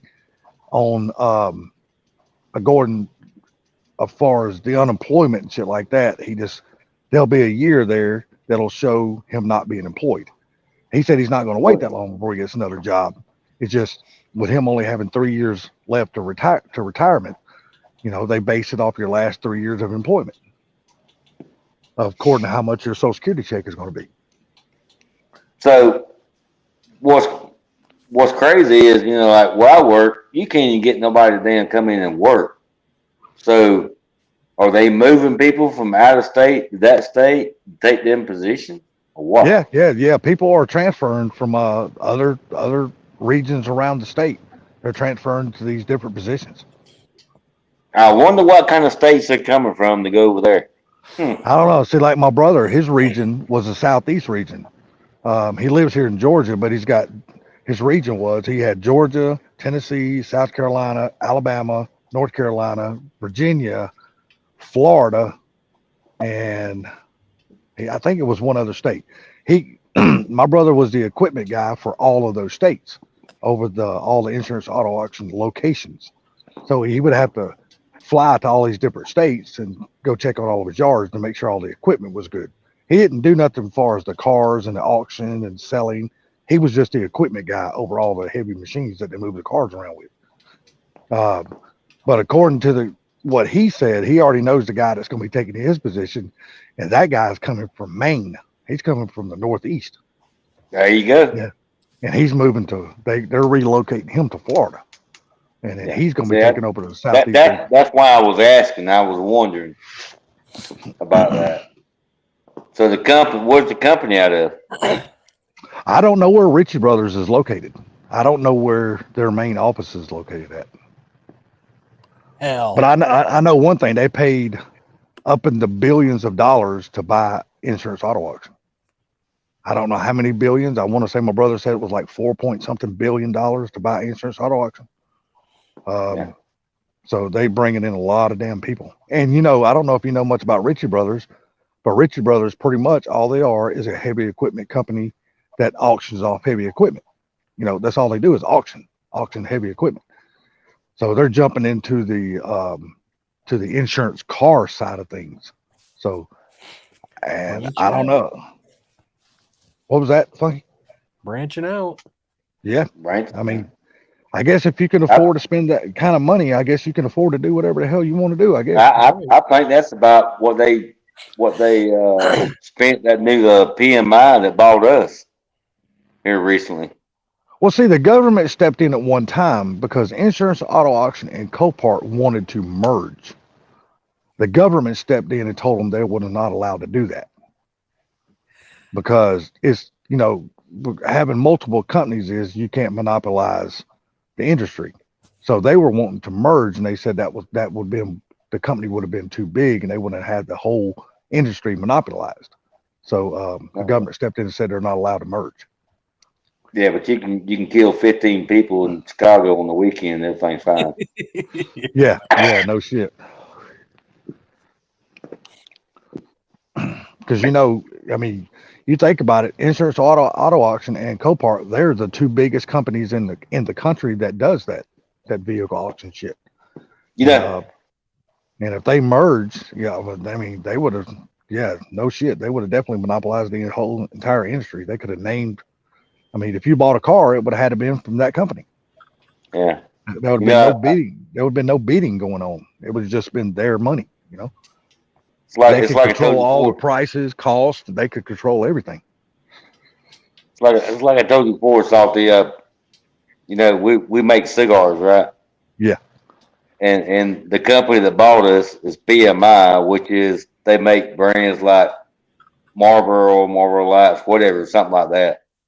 But their main objective is smokeless. So what's going to happen to us. Yeah, you're going all vape. No, not vape. The non-tobacco pouches and shit like that. Oh, like the fucking skull bandit shit? Man-made tobacco, basically, what it comes down to. Like fucking Skull Bandit. The Yeah. little pouch you stick in the front of your lip and makes you look like you got a big fucking nut hanging out your mouth. Yeah, they got their biggest thing on the website is smokeless, and I'm like, you just bought a cigar plant and you make Marlboro Lights and Marlboro and shit like that. Yeah, but think about it. How many more years you got before you actually call it quits? Hell, you're probably already fully invested in your company, aren't you? Yeah, 3 more years. I'm gone. I don't give a shit what they do. Yeah, so to you don't really give a damn what they do. I just think it's funny. You're a cigar company or cigarette company, whether you smoke or not, whatever. But your main advertisement is smokeless. What the hell are you doing? Yeah, it's like it's almost like back in the day. You remember when you could buy? Well, I'm sure they probably still sell them. Remember those damn ashtrays that you could buy and put your cigarette on? It's supposed to Smokeless ashtray. Yeah, smokeless Supposed to- ashtray. Yeah, supposed to suck all the damn smoke down in the ashtray and not let it go out in the room or whatever. yeah. Well, is it actually gonna suck all the smoke out of the air that people fucking exhale when they take a puff? Mhm. Yeah. I'm like, really? I'm like, But I mean, I understand because the FDA, man, they got us so hemmed up as far as flavors and all. It's over with. yeah. Yeah, it's over. Yeah, hold on, Funky. I will show you. I don't know if you know what the inside of my Ranger looks like, but give me a second. Let me get my keys. I will show you just how much the inside of my Ranger resembles a damn Fox body. Probably It's like crazy. the one I had. Is it porno red? Yes, it is. I don't want to see it. And I fucking hate it. I hate red. I fucking absolutely hate that shit. But hey, it is what it is. You know, I'm not gonna do like the people did the Funkies. I'm not gonna go paint everything. I'm just gonna No, embrace just the get- red. I'm gonna embrace the red and let it be red. No, just get some exterior house paint and just get a roller and paint it. Yeah. I hear you. Let me see. I'm gonna have to take my flashlight because it's gonna be my dome light does work, but y'all know how these 33-year-old dome lights work. Yeah, you got your shirt on, right? Mine's LED. Mine ain't. Mine It is works, too. works good, but it ain't no damn LED. Which, you know what, wouldn't be a bad idea. Just change the bulb. I'm scared to actually take the cover off of it though, because you know how them old damn light, the little covers, the Rock little light auto. covers. Yeah, well, hell, if mine ain't broken, I ain't trying to fix it. Well, you gonna put another bulb? You gonna put an LED in it? Just buy another damn cover. Well, yeah, I could do that, but hell, mine ain't broke. I don't want to Damn, have to how change it cheap if I are don't you? have to. I bet you can buy one for a Fox body and stick it in that truck. And you know what? You could possibly be right. Oh, it's the same thing? Yeah. Let me see. Let me look at it. You know what? I think it probably is.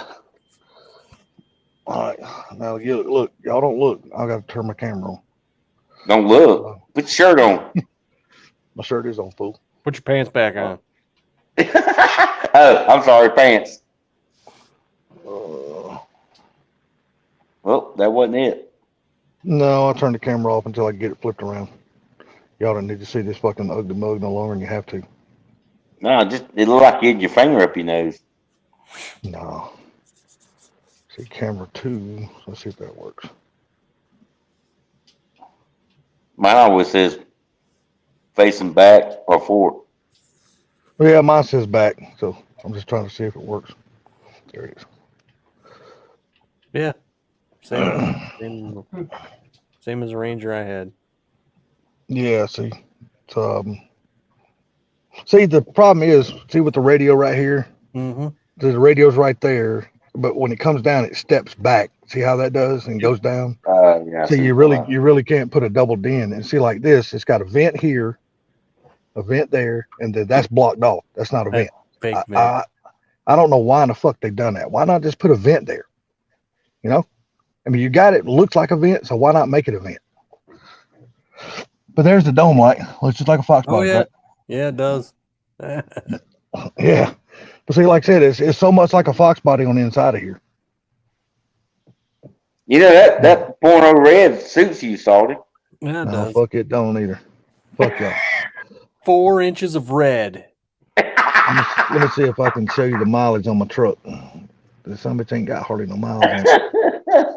Well, it's 120,000 on this 1990. Yeah, but there's the little shitty ass. It's the only thing I hate about this truck. It don't have tilt steering wheel.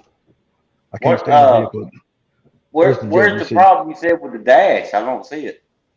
What do you mean? You said you was looking for another dash. No, shit, ain't nothing wrong with my dash, dude. My dash is a fucking mint shape. Well, what was you talking about? You was Well, yeah. asking Gary about the dash. That freaking dash is fucking mint, dude. Other than being dusty, but that motherfucker mint. Ain't shit wrong with that dash. No. Another truck that I had, I needed a dash for it. Oh, Not okay. this truck. All right. But see, you just can't put a double din in this truck because it's just not made for that. And that's the only seeing if I bought one of those radios, you know, where the screen comes out and pops up, it will be right in front of my fucking vent. So, but I'm sure I can I'm sure they probably make a thing where I can make that a workable vent right there. And I want to do that because, Hey, you know what I mean? shine your light back in that passenger floorboard again. Oh, you talking about the little dog bone over there in the fucking passenger floorboard and the 2 leaves? Oh, I thought that was the ropes. No, it's my fucking dog. No.